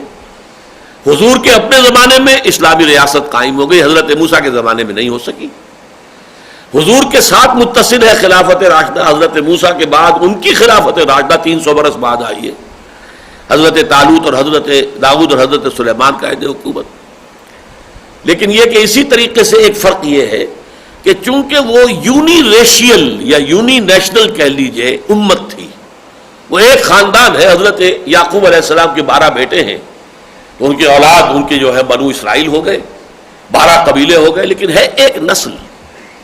تو ان کی جو نشأت ثانیہ ہوئی ہے کہ ایک دفعہ بربادی کے بعد دوبارہ جو زندہ ہوئے ہیں، دوبارہ ان کے اندر جو عظمت کا دور آیا ہے، جس کا کہ ذکر جو موجود ہے سورہ بنی اسرائیل کے پہلے رکوع میں، اس میں تفصیل میں نہیں جا سکتا۔ ثم رددنا لكم الكرة عليهم وامددناكم باموال وبنين وجعلناكم اكثر نفيرا، یہ جو نشأت ثانیہ ان کی ہوئی ہے اسی نسل میں ہوئی، اسی قوم میں ہوئی۔ جبکہ امت محمد صلی اللہ علیہ وسلم نے جب یہ وقت آیا ہے تو نسل بدل گئی، اس لیے کہ حضور کی امت جو ہے یہ ملٹی ریشیل ملٹی نیشنل امت ہے، اس میں تو تمام دنیا کی ریسز اور تمام نیشنز قائم موجود ہیں، اگرچہ نیوکلیس کے درجے میں تو امیین ہیں، بنی اسماعیل وہ نیوکلیس ہیں، وہ اصل مرکز ہے اس امت کا، لیکن یہ کہ اس کے گرد جیسے کہ سٹرکچر آف دی ایٹم ہے کہ نیوکلیس درمیان میں ہے اور اس میں آپ کو معلوم ہے پروٹونز ہیں، اور پھر یہ کہ یہ الیکٹرونز جو ہیں اس کے گرد چکر لگا رہے ہیں، ہر ایک کا اپنا ایک دائرہ ہے، مدار ہے، اس میں چکر لگا رہا ہے۔ اسی طرح یہ نیوکلیس جو ہے امیین بنی اسماعیل اور ان کے تابع مشرکین عرب، یہ ہے اصل۔ پھر یہ کہ ایرانی آ گئے، شامی آ گئے، رومی آ گئے، بربر آ گئے، ادھر سے یہ کہ اور جو بھی ترک آ گئے، ہندی آ گئے، سندھی آ گئے، یہ سب جو ہے یہ مختلف نسلیں مختلف قومیں آتی چلی گئی۔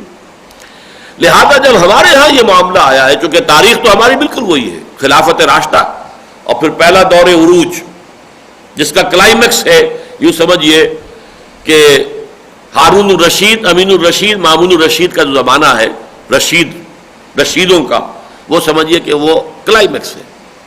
پھر زوال آیا 1258 عیسوی میں، سقوط بغداد اور اس کے نتیجے میں سلطنت بنی عباس کا خاتمہ، ایک زوال آ گیا۔ اب اس زوال کے بعد جو دوبارہ اپورڈ رائزنگ ہوئی ہے امت مسلمہ کی، وہ عربوں کے ذریعے نہیں ہوئی۔ ان تتولوا یستبدل قوما غیرکم، یہ سورہ محمد میں پہلے ہی ان سے کہہ دیا گیا تھا صلی اللہ علیہ وسلم کہ اگر اے عربوں جو مقام تمہیں ہم نے دیا ہے، اگر تم نے اس کی ذمہ داری کو ادا نہ کیا، پیٹھ دکھا دی، تو تمہیں ہٹا کر کسی اور کو لے آئیں گے۔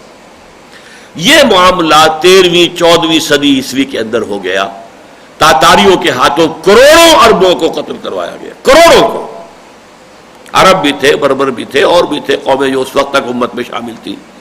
اور اس کے بعد اللہ تعالیٰ نے اسلام کا جھنڈا انہی تاتاریوں کے ہاتھ میں تھما دیا ہے۔ آیا فتنہ تاتار کے افسانے سے، پاسباں مل گئے کعبے کو صنم خانے سے۔ تو امت مسلمہ کا جو دوسرا عروج آیا ہے وہ عربوں کی قیادت میں نہیں، ترکوں کی قیادت میں تھا۔ یہ ترک قبائل تھے، ترکان تیموری ہندوستان میں، ترکان صفوی ایران میں، ترکان سلجوقی مڈل ایسٹ میں، ترکان عثمانی ایشیائے کوچک، ایشیا مائنر سے شروع ہو کر، اور آپ کو معلوم ہے پھر گریٹ آٹومان امپائر، عظیم سلطنت عثمانیہ، اور 400 برس تک خلافت بھی ان کے پاس رہی۔ تو یہ تو حضرت یافس کی نسل سے ہے، عرب جو ہے وہ حضرت سام کی نسل سے ہے، نسل بدل گئی۔ تو حضور کے امت میں جو دوسرا عروج آیا ہے امت کا، وہ آیا ہے ترکوں کی زیر قیادت، عربوں کی زیر قیادت نہیں۔ لیکن وہاں یہ نشأت ثانیہ انہی میں ہوئی ہے، چونکہ وہ ہے ہی ایک نسل کا مذہب۔ حضرت موسیٰ علیہ السلام کو انہی کے لیے بھیجا گیا، حضرت عیسیٰ کو بھی انہی کے لیے بھیجا گیا، رسولا الی بنی اسرائیل۔ اور یہ تمام انبیاء بنی اسرائیل جو جن کے بعض کے نام میں نے ابھی آپ کو سنائے ہیں، یہ سب صرف بنی اسرائیل کے لیے تھے۔ اس زمانے میں اور علاقوں میں کوئی اور نبی اور رسول آئے ہوں گے، ان کی تاریخ قرآن مجید میں محفوظ نہیں ہے، کیونکہ تورات نے صرف اپنے نبیوں کی، بنی اسرائیل کے نبیوں کی تاریخ لکھی ہے، وہاں ان لوگوں نے اس کو یاد رکھا۔ جیسے کہ آپ کو معلوم ہے قدیم زمانے میں اپنے اسلاف کے جو ہے تاریخ وہ یاد رکھتے تھے، جو میراثی ہوتے تھے یا اور درویش قسم کے ہوتے تھے، ان میں ان کو کچھ اور کہتے تھے، جو سارنگی لے کر ہندوؤں کے وہ آتے تھے اور وہ کہانیاں سنایا کرتے تھے ان کے آباء و اجداد کی۔ تو یہ تمام جو کام ہوتے تھے تاکہ اسے تاریخ ان کی محفوظ رہے۔ تو یہودیوں نے اپنی تاریخ کو محفوظ رکھا، دنیا میں کوئی اور قوم نہیں ہے جس کی 4000 برس کی تاریخ محفوظ ہو، لیکن آپ تورات پڑھ لیجئے، 4000 برس کی تاریخ ان کی محفوظ ہے۔ لیکن یہ کہ باقی نبیوں سے انہیں کوئی دلچسپی نہیں تھی، لہذا اور دنیا کے اندر جو انبیاء آئے ہیں ان کے حالات ان کے حال ہی ملیں گے، یہاں تک کہ حضرت ہود اور حضرت صالح کا ذکر بھی نہیں۔ قرآن مجید ان کو اولو العزم من الرسل کے اندر شامل کرتا ہے۔ اگر 5 مانے تو نہیں ہے، لیکن 7 بعض لوگ مانتے ہیں، تو ان میں حضرت ہود اور حضرت صالح شامل ہیں، ان کا کوئی ذکر نہیں موجود۔ لیکن یہ کہ جنہیں ہم کہتے ہیں prophets of the Old Testament, تورات میں جن انبیاء کا ذکر ہے وہ در حقیقت صرف یہود کے لیے بھیجے گئے۔ کانت بنو اسرائیل تسوسهم الانبیاء کلما ہلک نبی خلفہ نبی۔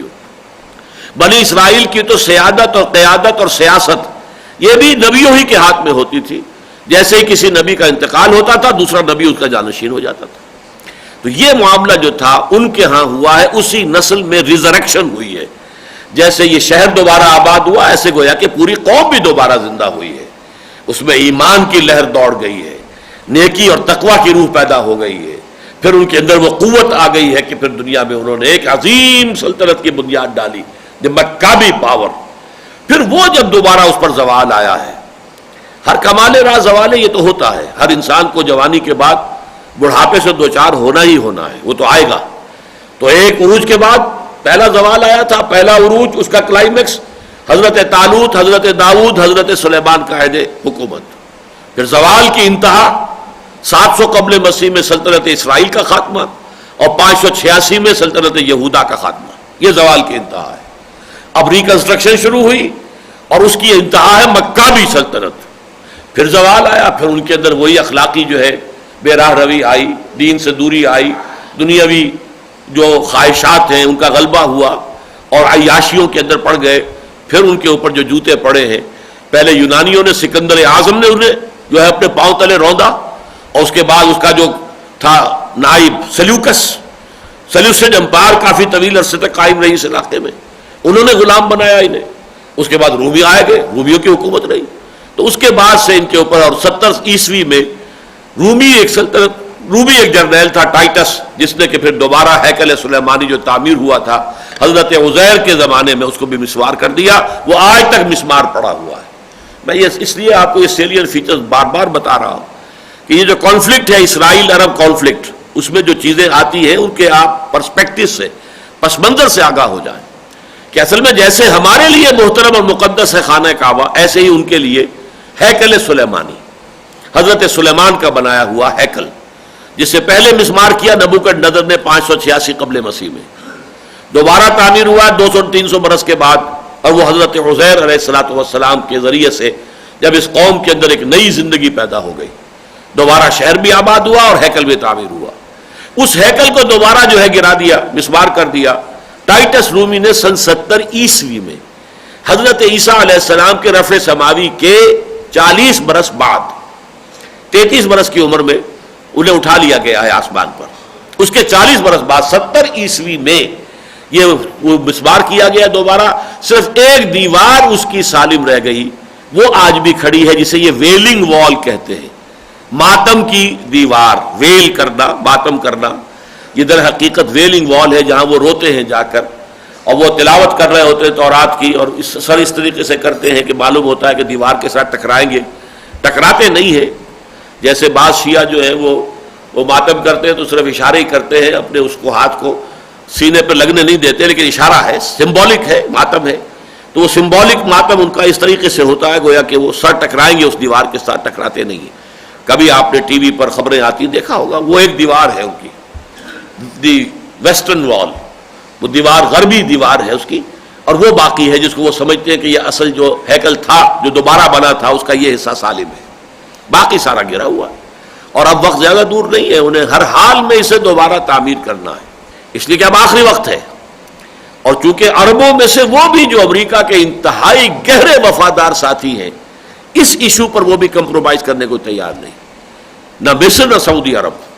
کہ جہاں تک اس کا معاملہ القدس الشریف, یہ قدس شریف جو ہمارے نزدیک تیسرا محترم ترین اور سب سے زیادہ جو ہے مبارک اور جو ہمارا حرم ہے, حرم مکی, حرم مدنی اور حرم یہ القدس, یہاں جو مسجد اقصی ہے, القبۃ الصخرا ہے, جس کی تصویر کبھی بھی ٹیلی ویژن پر جب بھی آتی ہے یروشلم کی تصویر تو اس میں وہ قبہ وہ بالکل نمایاں نظر آتا, سب سے اونچا ہے وہ. اور وہ جو ہے جہاں پر کہ وہ راک ہے اس کے نیچے, صخرہ کہتے ہیں راک کو, چٹان کو, القبۃ الصخرا, چٹان کے اوپر بنا ہوا یہ گنبد. اور چٹان وہ ہے جہاں سے حضور کا سفر جو ہے آسمانی شروع ہوا تھا. آپ کا سفر معراج جو ہے اس کا ایک حصہ زمینی تھا کہ آپ نے مسجد حرام سے مسجد اقصی تک سفر کیا, مکے سے یروشلم تک, یہ تو زمین کے ساتھ ہوا ہے. پھر وہاں سے آپ کا آسمانی سفر شروع ہوا ہے اس راک پر سے. اس راک پر پھر مسلمانوں نے یہ تعمیر کیا ہے, اور اس کے اوپر ایک بہت بڑا گنبد جو ہے وہ نظر آتا ہے, یہ ہے القبۃ الصخرا. یہودیوں کا کہنا یہ ہے کہ انہی کے نیچے ہماری جو اصل جو ٹیمپل تھا جسے نبوکدنضر نے 2500 برس پہلے تباہ کیا تھا, اس کی بنیادیں اب بھی موجود ہیں. اور اسی کے نیچے ہمارا وہ تابوت سکینہ بھی موجود ہے, جس میں تورات بھی موجود ہے, وہ تختیاں بھی موجود ہیں, جس میں کہ احکام عشرہ اللہ تعالیٰ نے جو پتھر کی تختیوں پر کندہ کر کے حضرت موسیٰ کو دیے تھے. اور اس میں عصائے موسیٰ بھی ہے, اس میں وہ من کا جو ہے وہ ایک مرتبان بھی ہے, جس میں کہ وہ جو من و سلوہ دیا گیا تھا کبھی یہودیوں کو غذا کے لیے, ایک مرتبان من کا بھرا ہوا بھی ہے, کچھ اور چیزیں بھی ہیں, تبرکات ہیں. مما ترک آل موسیٰ و آل ہارون, قرآن مجید بھی کہتا ہے سکینہ, تابوت سکینہ وہ کہتے ہیں کہ موجود ہے. اب ظاہر بات ہے کہ جب تک وہ گرائے نہ مسجد اقصی کو اور قبۃ الصخرا کو, ان کا ہیکل دوبارہ تعمیر نہیں ہو سکتا. سارا جھگڑا یہاں ہے. اسرائیل لڑا ہوا ہے کہ اس بیت المقدس پر, یروشلم پر پورے پر ہماری حاکمیت ہوگی, اور عرب اس پر اڑے ہوئے ہیں, یاسر عرفات, اور اب ان کے پیچھے تمام یہ عرب ممالک جو ہیں یہ لائن اپ ہو رہے ہیں. اور رشیا بھی آ گیا ہے, اس نے بھی اس کی تائید کر دی ہے. اب گویا کہ ری الائنمنٹ ہو رہی ہے جو انٹرنیشنل فورسز کی, وہ اس کے گرد ہو رہی ہے کہ پرو اسرائیل کون ہے اور پرو عرب کون ہے. تو ان میں آپ کو معلوم ہے کہ یہ طے شدہ بات ہے اسرائیلیوں کی کہ وہ اس کو کہتے ہیں کہ یہ ہمارا انڈیوائیڈڈ سٹی, ہمارا دارالخلافہ رہے گا. اور اس قدر بڑی غلط حرکت کی کلنٹن نے جب یہ ناکام ہوئے مذاکرات, تو اس پہ اول تو یہ کہ سارا الزام یاسر عرفات پر دھر دیا. ایہود باراک کی بہت تعریف کی, اس لیے کہ وہ ذرا سا ہل کر یہاں تک آ گیا تھا کہ مشرقی یروشلم کے کچھ حصوں پر پارشل ساورنٹی ہم مان لیں گے عربوں کی, یعنی ہوگی ٹوٹل ساورنٹی ہماری پورے یروشلم پر. اچھا, یروشلم کا شہر ایسا ہے کہ اب بھی وہ منقسم ہے, جو مشرقی علاقہ ہے اس کا اسی میں ہے یہ جو حرم شریف ہے, مسجد اقصی ہے, اور وہ اب بھی عرب کوارٹر کہلاتا ہے, اس کے آس پاس بھی زیادہ آبادی عربوں کی ہے. اس کے بعد مغرب کے اندر جو ہے وہ ہے یہودیوں کے اور عیسائیوں کے کوارٹرز ہیں, یعنی ان کے حصے ہیں, ان کے خطے ہیں. تو تقسیم بڑی آسانی سے ہو سکتی ہے. عرب کہہ رہے ہیں کہ آپ نے ملک تقسیم کیا, اسی میں سے ہمیں فلسطینی ریاست آپ دے رہے ہیں, تو بیت المقدس کا بھی یہ حصہ ہمارا ہونا چاہیے, مشرقی حصہ, اور اس میں ہمارا وہ حرم موجود ہے, اس کو ہاتھ مت لگائیں, اس میں ہمارا دارالخلافہ ہوگا, مغربی حصے میں آپ اپنا دارالخلافہ بنا لیں. لیکن یہ کہ کلنٹن نے جو ہے اعلان کر دیا اسی وقت جب یہ ناکام ہوئے مذاکرات کہ ہمارا سفارت خانہ بیت المقدس کے اندر فوراً شفٹ ہو جائے گا اور وہاں جگہ دیکھ کر اس کی تعمیر شروع کر دی جائے. تو یہ معاملہ بالکل کھل کر ننگا ہو کر اب آ گیا. وہ ایک تو ہوتا ہے نا ثالثی کرنا اور مصالحت کرانا، لیکن اب امریکہ جو ہے کھل کر، اور پہلی مرتبہ امریکہ کی تاریخ میں اب جو الیکشن ہو رہا ہے تو ڈیموکریٹس کے نمائندوں میں جو وائس پریزیڈنٹ کے لیے جو ہے ایل گور کے ساتھ وہ یہودی ہے، کٹر یہودی، پکا یہودی. ایک تو یہودی وہ ہیں کہ جو چھپے ہوئے ہیں جن کے بارے میں زیادہ معلوم ہے، وہ کھلم کھلا یہودی، برملا یہودی، علل اعلان یہودی آج وہ جو ہے وائس پریزیڈنٹ کے لیے کھڑا ہے. اگر یہ کامیاب ہو جاتا ہے جوڑا، اگر کسی وجہ سے حادثہ ہوتا ہے جیسے کہ کینیڈی کو قتل کر دیا گیا تھا، یہی قتل کرا سکتے ہیں الگور کو، اور ظاہر بات ہے کہ اس کے بعد پریزیڈنٹ کون ہوگا؟ اگر الگور قتل ہو جائے، اسیسینیٹ ہو جائے تو پریزیڈنٹ کون ہوگا؟ پھر وہ یہودی پریزیڈنٹ ہوگا. یہ صورتحال ہے، تاریخ ادھر جا رہی ہے، اور یہ فائنل شو ڈاؤن کی طرف جو ہے آہستہ آہستہ یہ معاملہ بڑھ رہا ہے. بہرحال وہ تو ایک علیحدہ مسئلہ ہے جس کا ذکر سورہ کہف کے شروع میں باسن شدیدن، بہت بڑی جنگ، الملحمۃ العظمیٰ جس کو کہا گیا حدیث میں، آرمگیڈون جسے کہا گیا ہے بائبل میں، بائبل کی جو آخری کتاب ہے دی بک آف ریویلیشن، اس میں کہا گیا آرمگیڈون بہت بڑی جنگ ہوگی. اور اگر آپ ڈکشنری کھول کر دیکھیں تو اس میں لکھا ملے گا آپ کو انگریزی ڈکشنری میں آرمگیڈون کی جنگ کے ساتھ a very big war which will be fought between the forces of good and evil before the end of this world. ایک بہت بڑی جنگ ہونی ہے خیر اور شر کی قوتوں کے مابین اس دنیا کے خاتمے سے قبل. بہرحال یہ پس منظر پورا جو ہے اس کے حوالے سے جو آج ہم نے پڑھا ہے، میں نے چاہا کہ دوبارہ پورا آپ کے سامنے آ جائے. فَأَمَاتَهُ اللَّهُ مِئَةَ عَامٍ، تو اللہ تعالیٰ نے ان پر موت وارد کر دی 100 برس کے لیے. ثُمَّ بَعَثَ، پھر انہیں اٹھایا، زندہ کر دیا. قَالَ كَمْ لَبِثْتَ، پوچھا اللہ نے کتنے عرصے رہے؟ قَالَ لَبِثْتُ يَوْمًا أَوْ بَعْضَ يَوْمٍ، عرض کیا کہ بس ایک دن یا ایک دن کا کچھ حصہ. قَالَ بَلْ لَبِثْتَ مِئَةَ عَامٍ، اللہ نے فرمایا نہیں عزیر، تم یہاں 100 برس رہے ہو. فَانظُرْ إِلَىٰ طَعَامِكَ وَشَرَابِكَ لَمْ يَتَسَنَّهْ، تو اب دیکھو ایک طرف تو تمہارا وہ کھانا اور مشروب جو بھی تھا، آدمی سفر کرتا ہے تو کوئی نہ کوئی توشہ تو اس کے ساتھ ہوتا ہے، تو جو بھی اس وقت ان کے ساتھ تھا کھانا اور کوئی پینے کے لیے مشروب، دیکھ لو اس کے اندر کہیں بساند پیدا نہیں ہوئی، اس کے اندر وہ کوئی بو پیدا نہیں ہوئی، وہ سڑا نہیں ہے، بسا نہیں ہے. لم یتسنہ. وانظر الی حمارک، اب ایک طرف تو وہ چیزیں بھی صحیح سالم موجود ہیں، خود بھی پورے صحیح سالم جیسے جوان تھے اس وقت ویسے کہ ویسے جوان رانا کھڑے ہو گئے، لیکن ان کی سواری کا گھڑا جو گدھا تھا اس کی ہڈیاں علیحدہ علیحدہ پڑی ہوئی ہیں اور بوسیدہ ہوئی ہوئی ہیں، نہ کھال ہے نہ گوشت کا کوئی وجود ہے، ڈھانچہ ہے اور وہ بھی بکھری ہوئی ہڈیوں کا ڈھانچہ. فرمایا وانظر الی حمارک، اب ذرا دیکھو اپنے اس گدھے کو. وَلِنَجْعَلَكَ آیَةً لِلنَّاسِ، اور یہ اس لیے کہ ہم تمہیں ایک نشانی بنا دیں لوگوں کے لیے. اصل میں یہ بہت بڑی نشانی بن گئے نا، اس لیے کہ لوگوں کے سامنے جب یہ آئے تو دنیا حیران رہ گئی، یہ عزیر کہاں سے نکل آئے، یہ 100 برس کہاں رہے. پھر چونکہ وہ حافظ تھے اور سب کو معلوم تھا کہ عزیر ہمارے حافظ تھے، اب ان کا آ جانا منظر عام پر تو گویا کہ تورات انہوں نے جیسے بھی اپنے حافظ سے مرتب کروائی، انہی کے ذریعے سے ایک نشأت ثانیہ حاصل ہوئی، انہی کی دعوت تجدید و اصلاح کے نتیجے میں دوبارہ دینی روح اور روحانی جو ہے ایک جذبہ بیدار ہوا یہود کے اندر، جس سے کہ وہ مملکت مکابی جو ہے اس کی بنیاد پڑی. یہی وجہ ہے کہ یہود کا ایک طبقہ ان کو اللہ کا بیٹا کہتا رہا. یہ جو قرآن میں آتا ہے قالت الیہود عزیر ابن اللہ وقالت النصارى المسیح ابن اللہ، تو یہ عقیدہ ان کے سارے یہودیوں کا نہیں ہے، لیکن یہود کا ایک طبقہ ان کو بھی ان کی اسی عظمت کی وجہ سے کہ ان کی نشأت ثانیہ دوبارہ دنیا میں عزت اور ثروت اور اپنی جو دنیا میں اقتدار انہیں حاصل ہوا ہے، سلطنت اور سطوت، تو وہ ان کے ذریعے سے ہوا، اس لیے وہ خدا کا بیٹا. قالت الیہود عزیر ابن اللہ، یہ تو اللہ کے بیٹے ہیں، بہت مقدس ہیں. تو اب دیکھو ہے عزیر، وانظر الی حمارک، اپنے گدھے کو، وَلِنَجْعَلَكَ آیَةً لِلنَّاسِ، اور یہ تو اس لیے سب ہم نے کیا کہ تمہیں دنیا والوں کے لیے، لوگوں کے لیے ایک نشانی بنا دیں. وانظر الی العظام کیف ننشزها، اب دیکھو تمہاری نگاہوں کے سامنے ذرا ہڈیوں کو کیسے ہم انہیں اٹھاتے ہیں. یعنی وہ ہڈیاں اٹھ کر جڑ کر اور ایک ڈھانچہ پہلے بن گیا، جیسے کہ کسی بھی جانور کا ڈھانچہ جو ہے کھڑا ہوا آپ کے سامنے، جو بایولوجی کے میوزیمز ہوتے ہیں، زیولوجی کے، وہاں کھڑے ہوتے ہیں ڈھانچے، ڈینوسور کا ڈھانچہ کھڑا ہے اور یہ شیر کا ڈھانچہ کھڑا ہے، وہ ڈھانچہ ہو گیا. کیف ننشزها، کیسے ہم اسے اٹھاتے ہیں، ابھارتے ہیں. ثم نکسوها لحما، اور پھر دیکھو کیسے اس کے اوپر ہم گوشت چڑھاتے ہیں، پٹھے وجود میں آ گئے. فلما تبین لہ، جب یہ سب کچھ ان پر عیاں ہو گیا، واضح ہو گیا ان کے نگاہوں کے سامنے، یہ خرق عادت، یہ چیزیں کہ جو مخفی ہوتی ہیں انسانوں کی نگاہ سے، یہ تو عالم غیب کی باتیں ہیں، یہ انسانوں کو نہیں دکھائی جاتی، لیکن انہیں اس کا مشاہدہ کرا دیا گیا. فلما تبین لہ قال، تب انہوں نے کہا اعلم ان اللہ علی کل شیء قدیر، اب مجھے پورا یقین حاصل ہو گیا ہے کہ اللہ ہر شے پر قادر ہے. یعنی جب اللہ قادر ہے، مجھے 100 سال زندہ مار کر اس نے زندہ کر دیا، میری نگاہوں کے سامنے بوسیدہ جو ہڈیاں تھیں منتشر پھیلی ہوئی، انہیں جوڑ کر ایک اس کی ہیولے کی ڈھانچے کی شکل دی، اس کے اوپر گوشت بھی چڑھا دیا، کھال بھی آ گئی، زندہ چلتا پھرتا گدھا میری نگاہوں کے سامنے آ گیا، تو اللہ کی قدرت سے کوئی بعید نہیں ہے. یقیناً یہ بستی بھی دوبارہ آباد ہو سکتی ہے.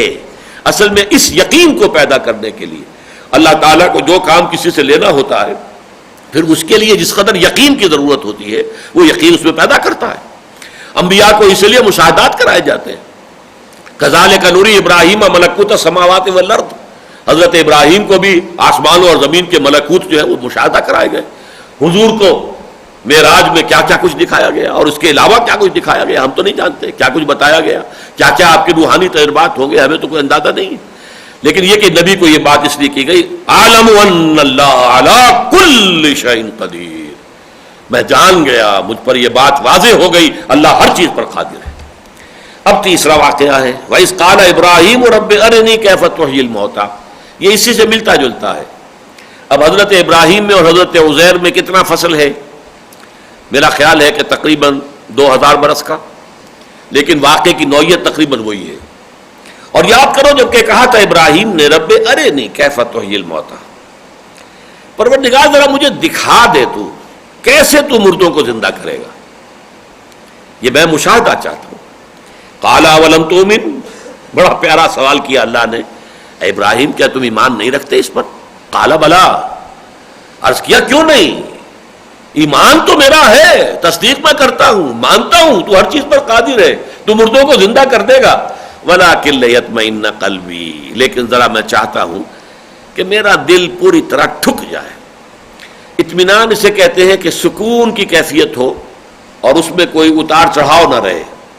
تو میں نہیں چاہتا کہ میرے دل میں کہیں وسوسے بھی آئیں اور اس طرح کی کیفیت ہو، پوری طرح میرا دل ٹھک جائے، جم جائے اس بات پر اور مجھے یقین کامل حاصل ہو جائے. وَلَٰكِن لِيَطْمَئِنَّ قَلْبِي، میں یہ چاہتا ہوں کہ مجھے مشاہدہ اگر ہو جائے تو پھر میرا دل بالکل مطمئن ہو جائے گا. چنانچہ اس کا مشاہدہ کرایا، اگرچہ یہ مشاہدہ اس طرح کا نہیں ہے، اس میں غیب کا ایک پردہ حائل رکھا ہے اللہ نے، لیکن یہ کہ پھر بھی مشاہدہ ہے. البتہ جو کچھ حضرت عزیر کو دکھایا ہے، ان کے ہاتھوں تو چونکہ ایک امت کی تجدید، ایک امت کی نشأت ثانیہ کرانی تھی، تو ان کو جو مشاہدہ کرایا ہے وہ تو گویا کہ بالکل عریاں حقیقت دکھائی گئی. ان کی نگاہوں کے سامنے زمین میں منتشر پھیلی ہوئی ہڈیاں اٹھی ہیں، اس نے ڈھانچے کی شکل اختیار کی ہے، پھر ان کی نگاہوں کے سامنے اس پر گوشت کے پٹھے آ گئے ہیں، کھال آ گئے، یہ سب کچھ آ گیا. تو یہ تو بالکل یوں سمجھیے کہ عریاں مشاہدہ تھا. لیکن یہاں تھوڑا سا پردہ رہے گا، لیکن ہے. قال فخذ اربعۃ من الطیر، اللہ نے فرمایا اچھا 4 پرندے لے لو. بعض روایات میں آتا ہے کہ یہ مور اور مرغ اور ایک کوا اور ایک کبوتر. خذ اربعۃ من الطیر، ہو سکتا ہے یہ تالمود کی روایت ہو. ہمارے ہاں چونکہ تفسیری روایات میں تالمودی روایات جو ہیں وہ کافی کثرت کے ساتھ آئی ہیں، اور میں آپ کو پہلے یہ بتا چکا ہوں کہ اس میں کوئی حرج بھی نہیں ہے. قرآن مجید کی کسی شے کی نفی نہ ہو، البتہ یہ کہ قرآن مجید کی اجمال کی تفصیل بیان ہو جائے، تو اس میں یہ ہے حضور کی حدیث ہے کہ تم روایت کر سکتے ہو بنی اسرائیل سے، حدثوا عن بنی اسرائیل ولا حرج، کوئی حرج نہیں ہے اس میں.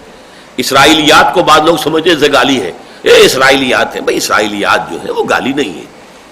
اگر اس میں کوئی شے قرآن کو کنٹراڈکٹ نہ کر رہی ہو اور قرآن کے اجمال کی تفصیل بیان کر رہی ہو تو اس میں کوئی حرج نہیں ہے، ہم اسے قبول کر لیں گے. اگرچہ یہ کہ اس کے اوپر وہ یقین قابل تو ہمارا نہیں ہوگا، لیکن یہ کہ جس کو ہم وثوق کہتے ہیں، گمان غالب کی حد تک تو ہم یقیناً اس کو تسلیم کر لیں گے. چنانچہ اس میں غالباً یہ 4 پرندوں کے نام بھی آئے ہیں. قال فخذ اربعۃ من الطیر، پرندوں میں سے 4 کو لے لو، فصرہن الیک، انہیں اپنے ساتھ ہلا لو. یعنی جب جانور آپ کے ساتھ ہل جائیں تو آپ کی سیٹی پر، آپ کے بلانے پر دوڑتے ہوئے آتے ہیں. یہ پیٹس جو ہوتے ہیں، جو معاملہ ان کا ہوتا ہے، پالتو جانور، تو ان چاروں پرندوں کو اپنے ساتھ خوب سدھا لو، ہلا لو. ثم اجعل علی کل جبل منہن جزءا. اب یہاں الفاظ میں چونکہ صراحت نہیں ہے کہ پھر ان کو قتل کر دو، ٹکڑے کر دو، ان کے جز کا لفظ تو آ گیا، لیکن بیچ میں سے یہ حذف ہو گیا ہے کہ پھر ان کو قتل کر دو، ذبح کر دو، ان کے ٹکڑے کر دو. اگلا آ گیا کہ پھر ان ٹکڑوں میں سے علیحدہ علیحدہ ٹکڑے 4 پہاڑیوں پر رکھ دو. ثم اجعل علی کل جبل منہن جزءا. تو گویا کہ اجزاء پہلے کرو، ٹکڑے کرو، اور روایات میں آتا ہے کہ ان کے سر علیحدہ کرو، ان کے پر علیحدہ کرو، ان کے دھڑ علیحدہ کرو، ان کی ٹانگیں علیحدہ کرو. یہ 4 حصے کر کے اور پھر سب کے سر ایک پہاڑی پہ رکھاؤ اور سب کے پر دوسری پہاڑی پہ رکھاؤ، سب کی ٹانگیں جو ہے وہ تیسری پہاڑی پر اور سب کے دھڑ جو ہے چوتھی پہاڑی. یہ رکھاؤ اور پھر ثم اجعل علی کل جبل منہن جزءا ثم ادعوہن. پھر ذرا انہیں پکارو، آواز دو یا سیٹی جو بھی ہوتی ہے، یاتینک سعیا، وہ تمہارے پاس آ جائیں گے دوڑتے ہوئے. اب چونکہ یہاں وہ ایک حذف ہے، اس حذف کی وجہ سے جو ہمارے ہاں محرفین ہیں تحریف کرنا چاہتے ہیں اور وہ عقلی تفسیر کرنا چاہتے ہیں. عقلی تفسیر کرنے کے لیے کہا کہ نہیں، یہ اصل میں ایسے ہی تھا کہ چاروں کو سدھا لو اور ایک جو ہے کوا وہاں لے جاؤ اور کبوتر وہاں چھوڑاؤ اور مرغا وہاں چھوڑاؤ اور مور وہاں، اور پھر پکارو آ جائیں گے. تو اس میں کون سا مشاہدہ ہوا؟ یہ تو ہر مولانا اسلائی صاحب کے شد الفاظ ہیں، ہر مرغ باز اور بٹیر باز جو ہے وہ تو سب کو اس کا تجربہ ہوتا ہی ہے کہ اس کا سدایا ہوا مرغ جو ہے اس کی آواز پر آ جاتا ہے، اس کا سدایا ہوا بٹیرا جو ہے اس کی آواز پہ آ جاتا ہے. تو اس کو کیا اس میں کوئی بات ہے اچنبھے والی جس کو اس قدر شان کے ساتھ اہتمام کے ساتھ بیان کیا جا رہا ہے؟ یہ اصل میں غلط ٹینڈنسی ہے، اور اس کا علاج وہی ہے جو میں نے عرض کیا کہ یہ جو چیزیں ہیں کہ اللہ تعالیٰ کی قدرت کاملہ کے مظاہر جس طریقے سے پہلے عریاں دکھائے جاتے تھے، اب وہ سلسلہ بند کر دیا گیا ہے.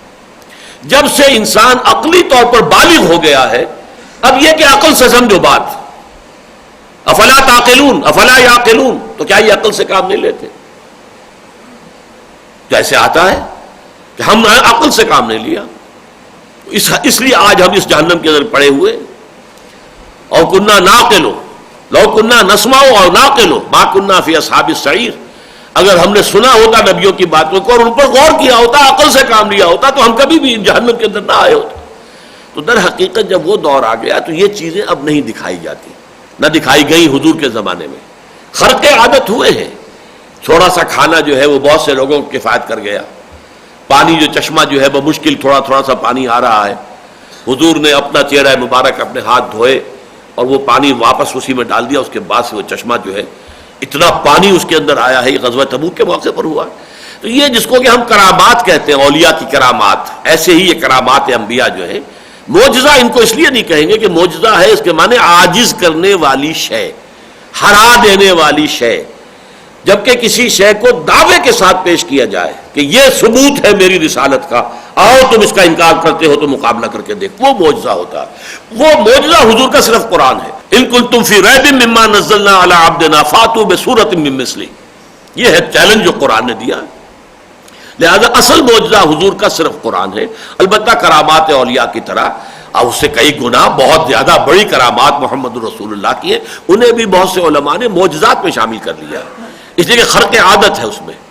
تو یہاں بھی خرق عادت واقعہ تھا یہ کہ اس کے ٹکڑے کیے ہیں اپنے ہاتھ سے حضرت ابراہیم نے. ٹکڑے مختلف جگہ رکھے گئے ہیں اور پھر وہ ٹکڑے مل کر وہ پرندہ دوبارہ بنا ہے، واپس آیا. اگرچہ یہ ان کی نگاہوں کے سامنے نہیں ہوا، حضرت عزیر کی نگاہوں کے سامنے ہوا ہے، لیکن یہ واقعہ چونکہ اس کے سیل ہی میں درج کیا جا رہا ہے، اس کے فوراً بعد آ رہا ہے، تو ان دونوں میں کوئی مناسبت ہے تو درج کیا گیا ہے یہاں پر. لہذا اس طرح کی ریشنلزم جو ہے، عقلیت پرستی یا عقلیت گزیدگی، جیسے مار گزیدہ ہوتا ہے جسے کہ سانپ نے ڈس لیا ہو، مار گزیدہ.